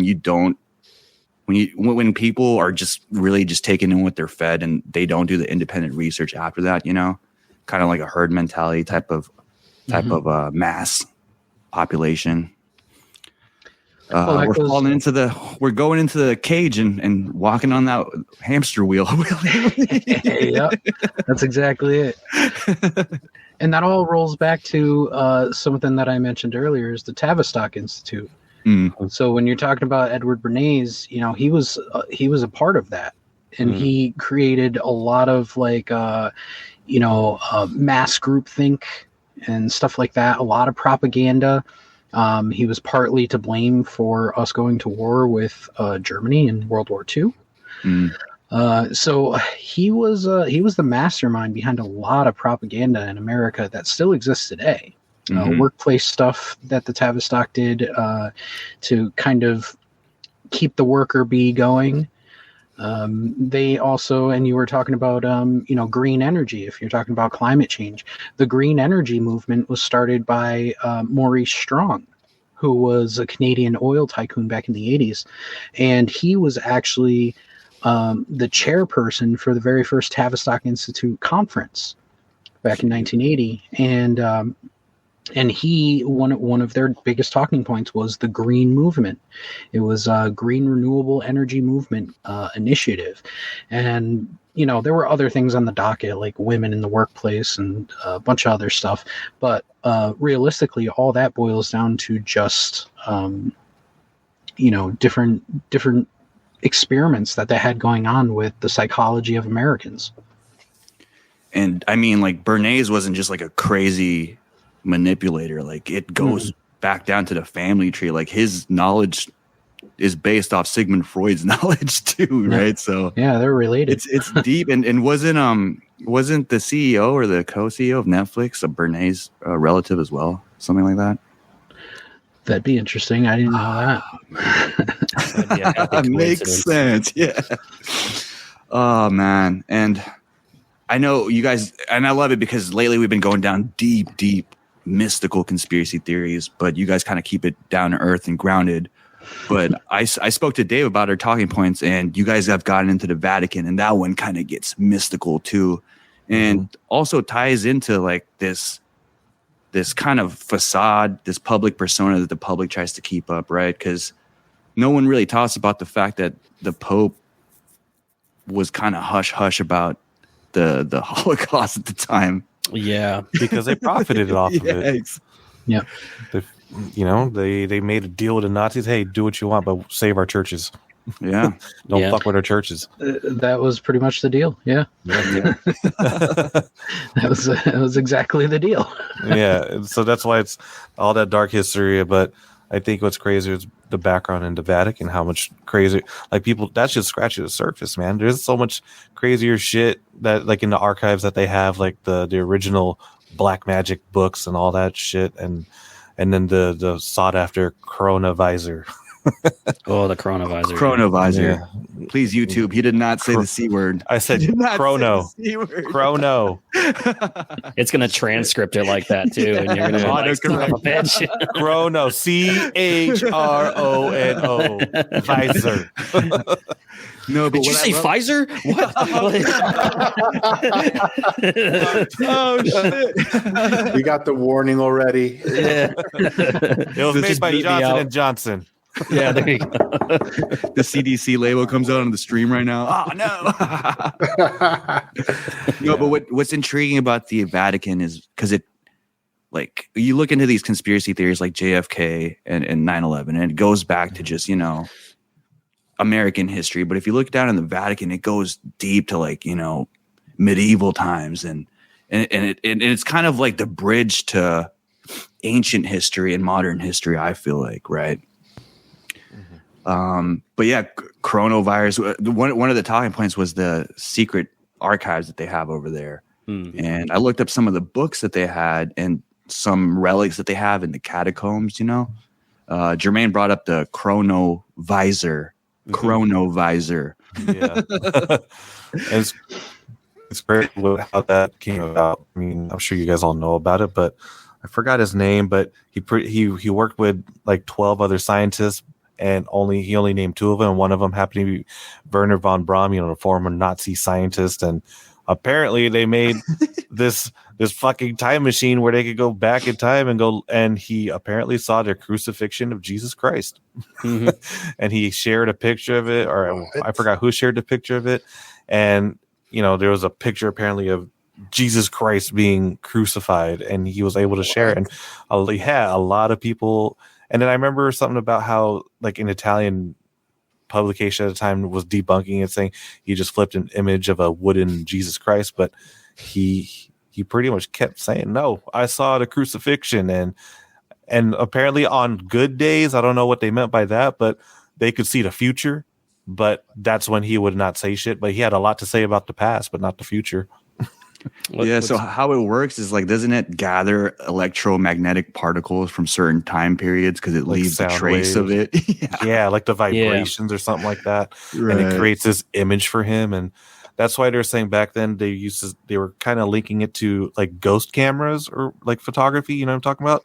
Where they used to have, like, all these old images. I don't know if I'm calling it right, but, like, they would say, like, these devices were meant to take pictures of ghosts.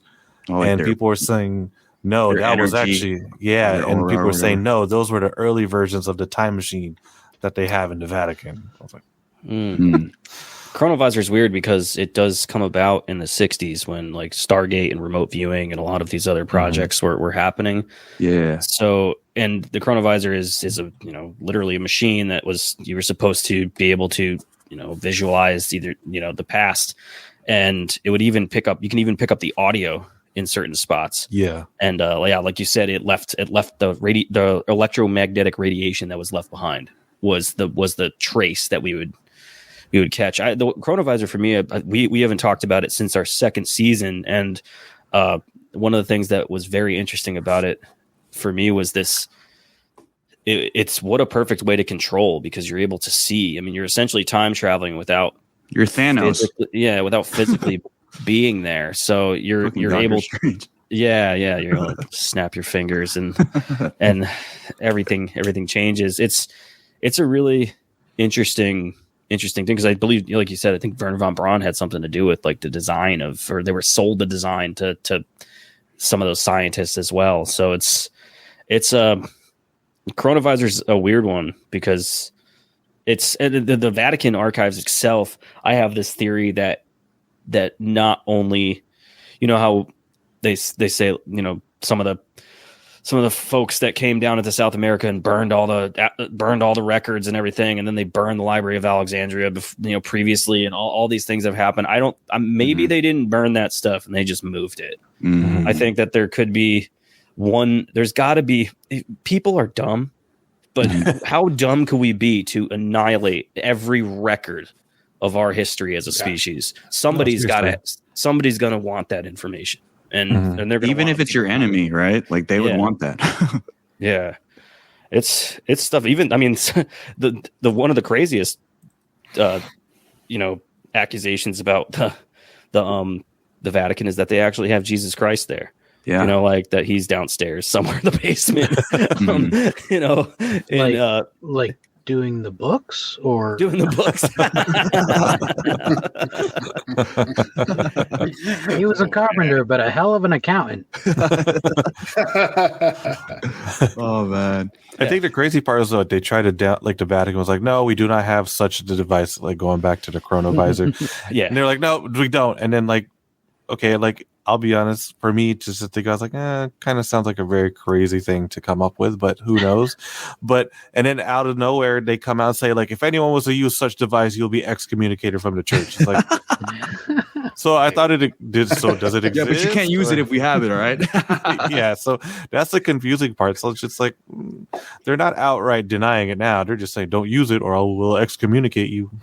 So the crazy thing about that is if you tell someone firsthand about that, it sounds so crazy. You're discredited right away. Mm-hmm. But if you look into like John Dee and Edward Kelly and scrying, that's what I first thought about when they talked about the chronovisor.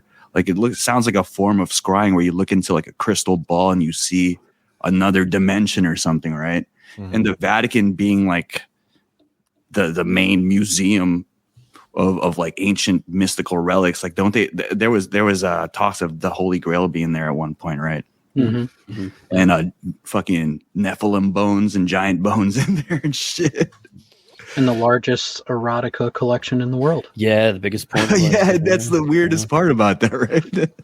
It's amazing. They must own Pornhub or something like that. Man, if they come out with an OnlyFans, that might be the first subscription I pay for. Oh my god. We had mentioned that and pretty much said that, like, you know, it says erotica, but realistically, it's probably like thousands of paintings of guys with like small dicks hanging out in the woods, you know, that type of thing. So, It was mostly a titty here, a titty there. Yeah. Right. At least there's a titty. At least there's a titty. The Vatican, a couple other things about the Vatican too is that they own one of the largest telescope in North America in Arizona. Lucifer was supposed to be Lucifer. called, right? The acronym was Lucifer. Yeah. Well, the Morning Star, which doesn't make sense. Yeah. Coincidences, bro. There's a lot of stuff with like extraterrestrial stuff. They say that they have a collection of elongated skulls, crystal skulls, and then. But they observe the weird thing about the observatory that they have is actually they were the first telescope to observe the green flash at a sunset and photograph it. Fuck. Which is really interesting. What is the green flash? The green flash is when the sun goes down, mostly like if you're at the beach and it goes down on the over the horizon. The second it disappears full, there's like a green pop of just like color, and then it dissipates. It's very rare. I've never seen one in person, but it's like the Northern Lights. Yeah. Huh. Okay. Yeah, I mean, like for them being a faith-based kind of body, you know what I mean? For them to be having like the most scientific instruments and stuff. Well, they're heavy. Being called Lucifer. Yeah. And then what is it? The serpent temple, the Pope. Oh yeah. The Hall of the Pope or something that looks like a fucking serpent. Yeah. Oh yeah. Come on, man. Like, be a little more sensitive towards your audience. You know what I mean? Right. Yeah, but isn't there a theory that they were infiltrated by the Luciferians, and that's kind of why they're putting those symbolisms out in the open? Yeah. Well, they also say that they house the true nature of the devil and the true nature of Jesus Christ and his biological bloodlines, and how it might, and that's actually and it's pre-Christian stuff. So because it's himself. Mm-hmm. So they could have very well been infiltrated. I mean, look at Operation Paperclip. I mean, we did it to ourselves. So it's pretty interesting how easy it was. Look at January 6th. They infiltrated the Capitol with ease. Stormed the Capitol. So, but look how easy just a mob infiltrated BlackRock, the largest money institution on earth, and they went in there with flares and just shooting flares. Like I make the joke, America needs to take notes from that, but we'll go over the top. I guarantee it. Right. Oh man, yeah. To me, I feel like it's surprising how they haven't been labeled as terrorists yet. Like, I'm waiting on that. The Catholic Church? No, I'm talking about the people who are them too, but I'm talking about the people who are storming BlackRock and all that. They would never say that about the Catholic Church. Sorry, I got lost. I was like, well. My screen cuts off and my mic cuts off. Yeah, that's it. There you go. Damn. Yeah, but I mean, like I said, the Vatican kind of bridges the mystical conspiracy theories with the actual grounded conspiracy theories, because they have a lot of secret societies also involved with them, such as the Opus Dei. Oh yeah, and Knights Templar. Templar, yeah, which goes deep and kind of brings more validity towards the John D. Scrying being the chronovisor, right? Yeah. The Pope's assassins. Mm-hmm. Yeah, it'd really be interesting, like, to just walk down in that basement and look at all the books, everything. I don't know. I'm just using my imagination. Like, just imagine walking and you just see aisles and aisles of scrolls and books and records, and damn, there must be a lot of things that we don't know about nowadays. I think that's the real Area 51. Oh, we made that. You made that comment, I think. A couple of years ago. Underneath there. Put it in a super religious town in the middle of a super religious country. They'll never question anything. I mean, they have the catacombs there, so it does make sense, you know. Saying. If I ever survive an apocalypse, that's where I'm going to go. Like, if I'm the last man stand on Earth, like, all right, let's check out the Vatican. I'd imagine there'd be like fucking like boss music when you enter there, you know, like fucking Bowser's Castle and shit. Everyone I've talked to that visited, they're like, yeah, it's kind of weird. They weren't like, yeah, man, it felt like a religious experience. I felt Christ over there, you know. Or even worse, you're going to get in there and there's just going to be hundreds of priests fully naked except for all hats. Oh my God. The erotica. That is terrible. I saw a titty. I saw a titty. And a dick on the same person. Come here, young man. Wait, how young are you? Oh, you're too old. Go with what's being pushed right now, too. You're 13, perfect. Oh God, they're all DiCaprio clones. Oh my goodness, that's too many numbers. Too many. 13 is interesting because not only did they have like mystical texts, but they had other fragments of texts that are in, you know, highly acclaimed religions. Like one thing that was crazy that I found when doing research on this was the Gospel of Judas was found over there. That's the first time I ever came across that concept. But geez, I always had this idea of what if the bad guys are the good guys and the good guys are the bad guys, like the angels, you know, the biblical accurate angels. They're scary. You might think they're demonic when you see them firsthand, and demons, you know, they're tempting. They look sexy. You might think those are angels firsthand. So who's really the protagonist and the antagonist? You know what I mean? Mm-hmm. And in this Book of Judas thing kind of made my eyes open to, hey, there might be some validity to what you were thinking. Have you guys heard of the Book of Judas? What do you guys think of that? And are you guys religious at all? Like religious background in your upbringing? Not me. Mm-hmm. I was confirmed and I didn't go back. That's pretty much where I was just, for me, more later in life, the spiritual aspect of life, it starts to come out and you start to look into it. But organized religions, I'm not subscribed to it. I think they're very interesting, and you know, the aspect of community. But like Mike said earlier, there's a lot of gatekeeping. You know, there's a lot of, you know, my mom's going through some drama at her church. For Easter tomorrow, we're going to a different church because fuck that guy. And I'm like, that's so Christian of you. You know, like, you know, and he is risen. Yeah. But over there.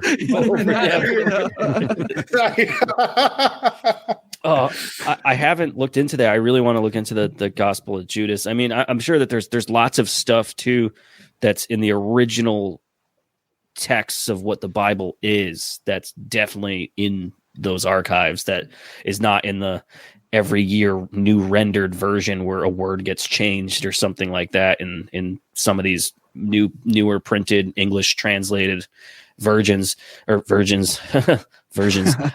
But like one of the things I forgot about this, I was just looking at our past research, and one of the things that I forgot is the Galileo trial documents. Yes, from 1633 that were found there, and he was harassed and pretty much arrested because he was voicing opinions about the Earth's movement, and that the Earth's movement was, at the time, I believe, in the 1600s, everybody was subscribed to flat Earth. But he, especially in a lot of texts, and he was saying, "Oh no, it doesn't work like that. It works like this." Mm-hmm. And he had a science versus religion confrontation. So he had said that, the Earth revolves around the sun rather than the sun revolving around the Earth. So in a nutshell, so they were like, "Well, fuck that guy." Canceled. Yeah, like, and at the time you could do that, but if you put a flat earther under house arrest now, they would get out. It would get out. They'd go viral, dude. Yeah, they'd be like, "I told you guys." They would, but it's really that one I thought was really interesting, because that's like probably not the first example of suppression, but that's major suppression to a guy that was challenging the narrative for the status quo that they were pushing. Right. Man, and they were pretty sketchy too. I feel like wasn't there like documents and letters between Michelangelo and them too about them not paying him, or like not them not paying him the initial agreement of what they were going to pay him. Yeah, that's when he decided on all the dicks. I'm gonna draw more dicks in here. Fuck it. The Pope's like, "It's working, guys." It's exactly what we wanted. Yeah. There's the Grand Grimoire too. That's another one that's really interesting. Where what's a Honorius of Thebes said that he actually wrote instructions on how to summon the devil and make deals with him. Yeah. Oh man, I believe that one. It's crazy because I went down a rabbit hole on King James too, and it's people don't like, a lot of Christians don't know that King James had this obsession with demons. That's kind of what brought him into researching the other side, and I guess it's because he was in trial for something, and there was this witch that cursed him, and he believed that in that curse. So he went down a rabbit hole in like demonology and all that. And I think he wrote like a national demonology book about it. So fuck, I don't think he actually read all the Bible. He was just kind of the main head seer of, the publishing of it. But I think he actually wrote the demonology book, which tells you a lot about someone's priorities. Gotta know both ends of it, right? Yeah, it's true. Yeah. But summoning devils is not a new thing, right? If you get into Aleister Crowley, these are things that people have gone down. And doesn't Aleister Crowley have ties with the FBI and CIA as well? So this is the bridge and all that. I feel it's like all full circle. Yeah, that's it. So just to wrap up the Vatican, we can't leave the Vatican without talking about the pedophilia going on with the popes and stuff. Right. Mm-hmm. You guys, when going into that, did you guys come up to any conclusion as to why it's such a big part of the culture over there? I don't think we touched on. I don't think. We didn't touch on that. Good. I don't think. I think we. I don't know if we had a conscious conversation of saying let's not talk about the kid shit. Mm-hmm. But we may have, or it might have just not been on our radar because it was a 2-part episode and we had so many other weird things that we were just like, we're not going to fill it up with that shit.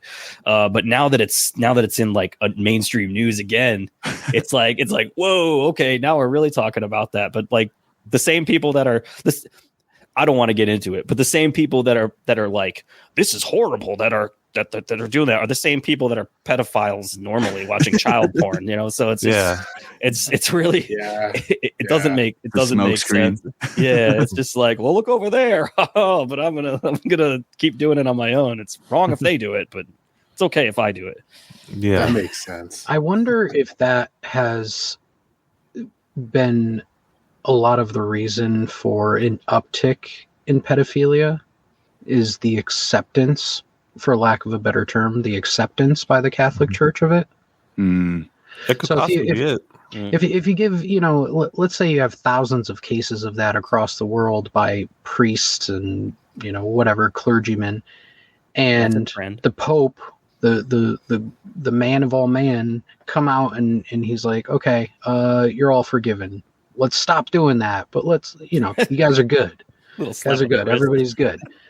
And then you see maybe these ultra religious people, or these people that are, not even ultra religious, just religious in general, looking at it as saying like, okay, the most holy man on earth in my religion just gave a pass for this action. Does that mean it's okay? Oh, well, in my head, maybe it's okay. Mm-hmm. So it's like maybe these little things that are happening along the way are having real big ripple effects later on down the line. Or late 90s, early 2000s, you see a lot of those cases happening in the Catholic realm. And then here we are years later, and now there is just a breeding ground of pedophilia happening. Mm-hmm. And like you said, the acceptance has turned into a preference for some people.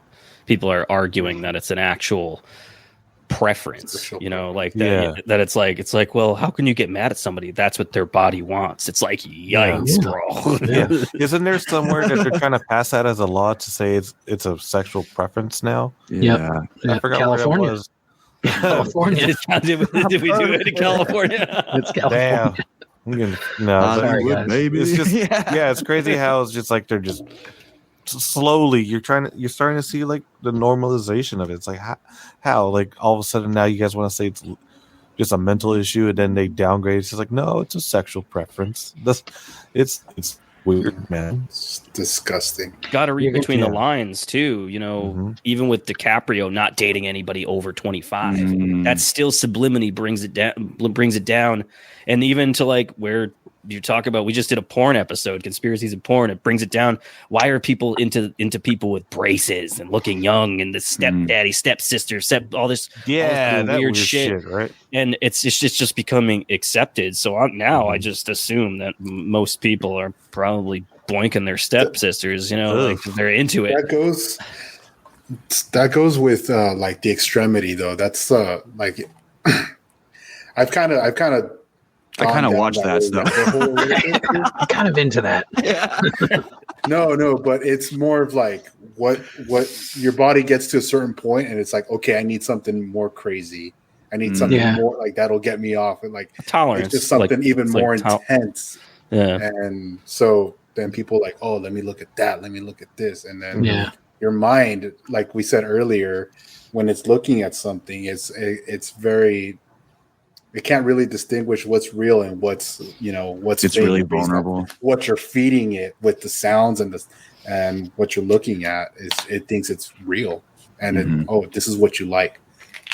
Yeah, there was speaking of that, where people can't really associate and like say this is something real, is that now they have started like a new category in the adults in adult movies of releasing video, so like behind the scenes video of shoots where girls have stopped or left the shoot because of something bad that happened.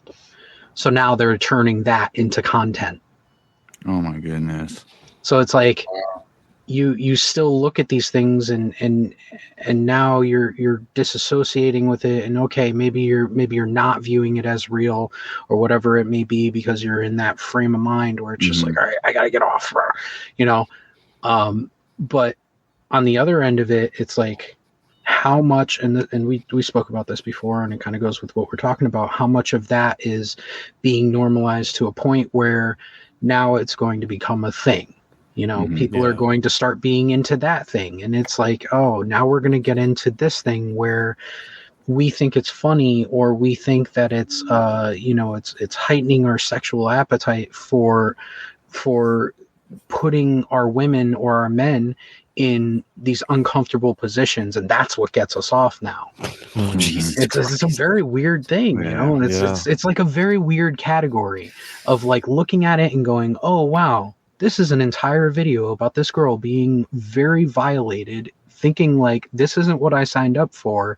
And there are people just like, yeah, this is it. This is the next evolution of adult film. Well, think about it. In our culture, cancel culture, watching somebody else's misfortune and filming it and using it for content is just the biggest thing. So it would translate over to that, you know, like watching people eat shit, fall down a flight of stairs. People are like, oh, that's great. And then you keep scrolling and there's more people falling off of stairs and you're like, that's hilarious. But you don't connect it as like, dude, that person broke their face. Like that sucks, you know? And then, but then you can take it along those lines. If you have that type of personality where you're like, you know what, I really enjoy watching somebody have a misfortunate time, having some awful things happen to them, and then watching them react. It's like, yes, I love it. That's fucking weird, but you know, I'm sure that there are people out there that I mean, people have been into a lot of things for a long time. So, you know, there's people like getting pooped on. So it's, you know, there's a lot of weird. You guys been on ratemypoo.com? I didn't even know if that was still a thing.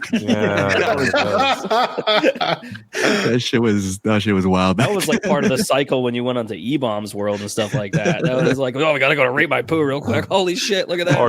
Or meatspin.com. That shit Literally. Holy shit. Was Meatspin the dude with like, okay, and it had a counter. It counted revolutions. I got a funny story about 10 that. spins. I got a funny story about somebody put that up on a projector in like sophomore year of high school in one of our U.S. history classes, and the teacher was not happy.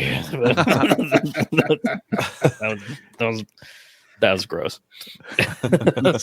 Oh man, I would not need that mental image back in my head, man. Yeah, that was like when, I don't know if you guys remember that site Newgrounds. I used to be on Newgrounds all the time. And you're the man now, dog. Yeah, Newgrounds was like one of the first fringe websites where you could find all the. I mean, and then there were actual like categories where you could see murder videos and stuff, and it was just a weird website. And then all the games that you could play on there, which there were games that had like school shooters, and then was it Pico's World or something like that? Yes, Pico's World. Oh my goodness! You walk into your school with an AR-15, and you're just like, it's like, and it's cartoony and. You know, we were like 12, 13 playing that, but we didn't turn into school shooters. So I mean, there's something to say about that. But yeah, Newgrounds was a rough one, and then Break.com was another one that had a lot of awful shit. Rotten.com. Rotten.com. Yeah. That was the Ogrish. one, I used to go on Ogrish. Oh shit. People are like, these people are weird, dude. Or you're gonna have a ton of listeners who don't even know it. I'm sure if we checking it We've out. seen a lot of things.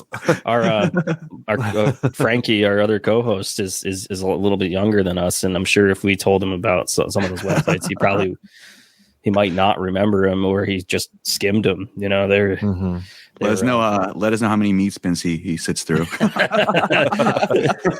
Send him the link. Send him to Church of Fudge. Do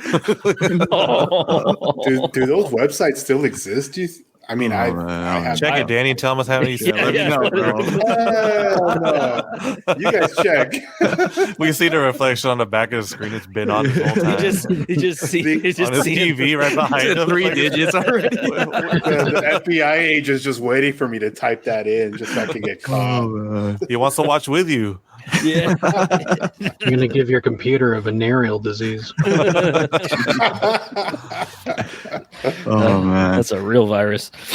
But talking about like, you know, controlling the media and stuff, just to wrap all this up, it's really puzzling to see that they filter, you know, important evidence in certain cases like the assassination of the president, but they let these like extreme pornographic content come out. Or like we were mentioning, like lately most of the movies are like softcore porn nowadays, you know, even like the Netflix show. It's do you have the name of that one? I know. If you give me the link of that walking out of porn, I got you, bro. I'll make sure to block that right away. But yeah, man, Netflix has some rough shit. I think what was that show that's on Netflix for the first couple seasons was basically porn, and then one of the showrunners, the lead actor, decided to become an executive producer or something and be like, I'm not doing it anymore for the rest of this series. And like, but then there's I would just call it, it's smut, and a lot of people just watching it and you're like, whoa, this is on Netflix. Like even with like, this is way easier to access. And then on top of that, what I forgot earlier is that Netflix, there's got to be something in those terms and conditions where your smart TV is listening to you and doing the same thing too, because I've said something and then an ad will pop up in the middle of watching a show about what I've been talking about on the TV. God. So it's definitely those Roku TVs definitely have some type of thing going on where they're listening and they don't have cameras, or they do, or it's a two-way mirror and some guy feverishly masturbating while you're laying in bed or something like that. But oh god, oh my goodness. Yeah, mainstream media scares the shit out of me. And the one thing I do with mainstream media more recently is watch like Fox News and then watch MSNBC and watch the same story and see which one and which avenue they're taking on it.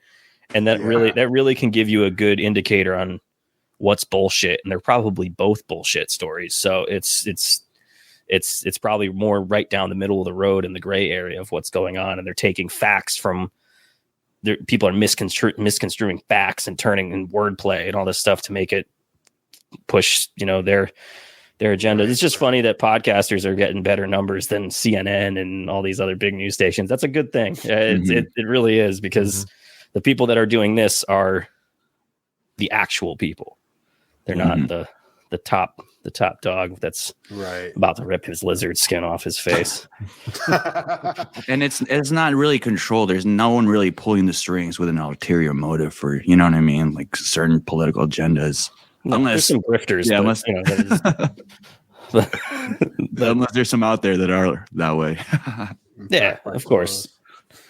You're always going to get those folks even on these types of platforms, but but like you said, with conspiracy theory, I've showed people, hey, go check this out on a Rockfin, and they're like, Rockfin, isn't that like BitChute? And I'm like, no, it's not like I was like, dude, there's like pro wrestling and tons of that stuff on there, and they're like, oh, like I thought it was just for conspiracy theorists. So I was like, no, it's mostly conspiracy theorists that are on there so they can actually speak without getting deplatformed like YouTube. Right. But it's surprisingly a lot less anti-Semitic on Rockfin. BitChute is a cesspool. Yeah, BitChute just has muddy waters there. Yeah, we spoke about that too. There's almost like a preconceived perception too when you show someone content from Rockfin and Rumble, right? It's almost already biased when they take the information because it's from those platforms instead of YouTube and stuff. Yeah. Free speech. Yep. Platforms. All right, we're hitting that 1 hour 58-minute point on the podcast. Thank you guys for coming on. To wrap it up, we just want to do some rapid questions. Get into our last talking point, which are cryptoids. We're just going to shoot some cryptoids and bullshit or not bullshit. You guys have done episodes in cryptoids, so this would be interesting. I'll go first. Skinwalker. Not bullshit. Not bullshit. Yeah. Not bullshit. The nature of it, we don't know, but not bullshit. Fuck, that's terrifying. Danny, Jermaine, you guys got any? Chupacabra. What? Chupacabra. Chupacabra. Chupacabra is a tough one. I'm kind of half and half on that one, mostly because like a lot of Chupacabra sightings and reports are people trying to get insurance money from their farms. So I'm kind of half and half on that. Okay. It's a possibility. Yeah, I'm Sasquatch. Real. Oh, yeah, totally real. Totally real. Totally real. Since we're on Sasquatch, I heard this theory that Sasquatch was more of a fucking psychic ape. Do you guys hear about that shit? I want to give want to give all the acolytes to Sasquatch. I think he's the coolest cryptid out there. I think he's cognizant of it. Like, he knows. He's like, guys, watch, and go fuck with this dude. And then he just like pops out from a tree and then runs away. Like, they know what's going on. They're not just like. You guys want to scare the shit out of some hikers? Click, click, click, click, click on the side of a tree. There's a funny shirt of it. It says Sasquatch, the ultimate hide and seek champion. I mean, you see the confidence in that clip, of him walking. It looks back and shit. There's a lot of confidence. Yeah. That was planned. What if it's just a really tall? What if it's just like a really tall, some of the more not ancient races, but some of the races that were described of a couple hundred years ago that are 7-8 feet tall, and they're just in ghillie suits, just hiding in the woods. Yeah, they're just. We will never know. Yeah, Bigfoot. We're actually going to be coming out with we have a segment called Cryptid Chronicles that we do with other podcasts, and we're finally hitting Bigfoot this week, so that should be out pretty soon too. Sure, stoked on that one. Awesome. All right, I got one. This is one of my favorites. Loch Ness Monster. It's a whale dick. No. You need to look at it. It came out recently. It's like the Loch Ness Monster might have just been a whale penis because they got a video of this whale like just laying back down and just his dick was sticking. I was like, hey, that's exactly what the Loch Ness Monster looked like. That's it. He's got to get a little sun, I think it's a dinosaur. I don't think the Loch Ness Monster is per se real. I think it might be just an eye trick. Interesting. Damn it! Should have kept that for myself to keep it alive. The Wendigo. Oh, real. Yeah. I tend to. Skinwalker, though, kind of in the same realm. Okay. I tend to go with anything that is Native American is very fucking real. Yeah, it's fucking. That's true. That is true. Oh man, that's creepy. That's an interesting thought. Mm-hmm. Last one, Jermaine, you got one for cryptids? Yeah. Fuck. What about the? I think it was funny because we were talking about it last time, but the leprechauns. Like Leprechaun goes. That's a funny fucking movie to me. I don't know if you guys have ever seen it. Leprechaun in the Hood, but funny movie where they just throwing shoes at him. He's like shining. Like, oh shit! He's trying to chase him. They're throwing the shoes at him. He can't focus because he's got to shine all these shoes. Funny it's movie. Great. The culture would love Leprechaun now. He represents like a very undervalued minority group, like underrepresented. Yeah. They look at that and they go, wow, this guy, he's got it all together.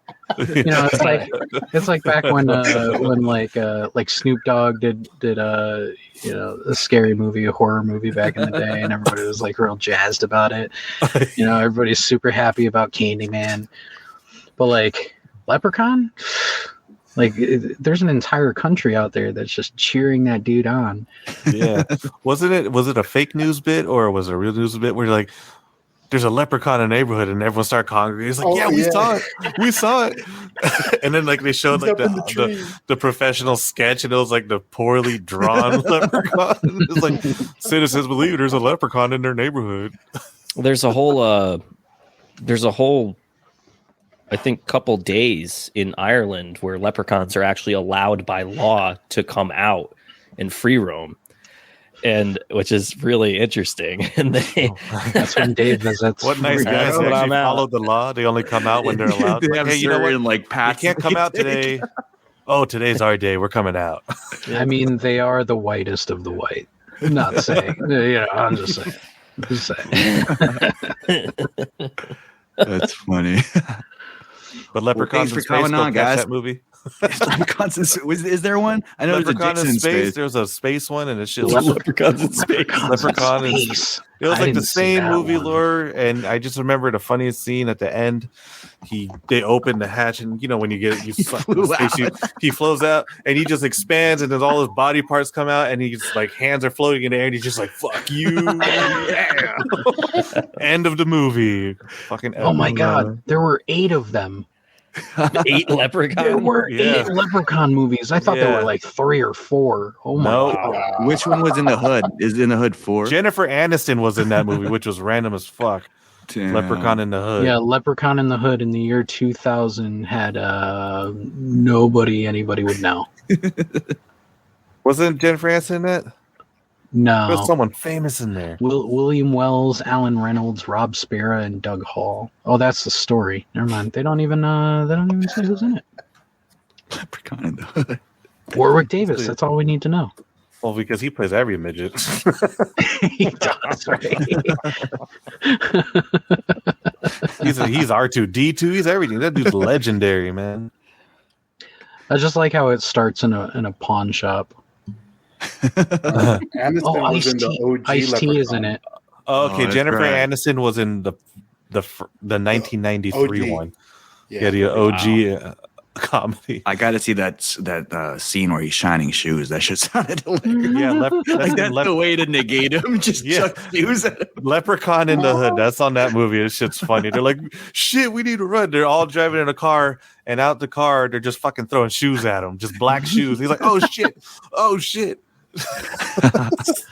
Well, there's a lot of cultures that do have creatures that are very similar, like the duende and the Duende, lags, and then there's all these new security camera footage of Ring cameras where you see these tiny little Dobby looking things walking around people's yards now, which is really strange. But yeah, leprechauns. I think leprechauns are the most boring of the small variety. There's the U-lads in Iceland, which are some of our favorites, where you have there's 12 of them, and there's pot licker. He comes in and licks your pots at night, and then there's spoon licker, and he comes in and sucks on your spoons.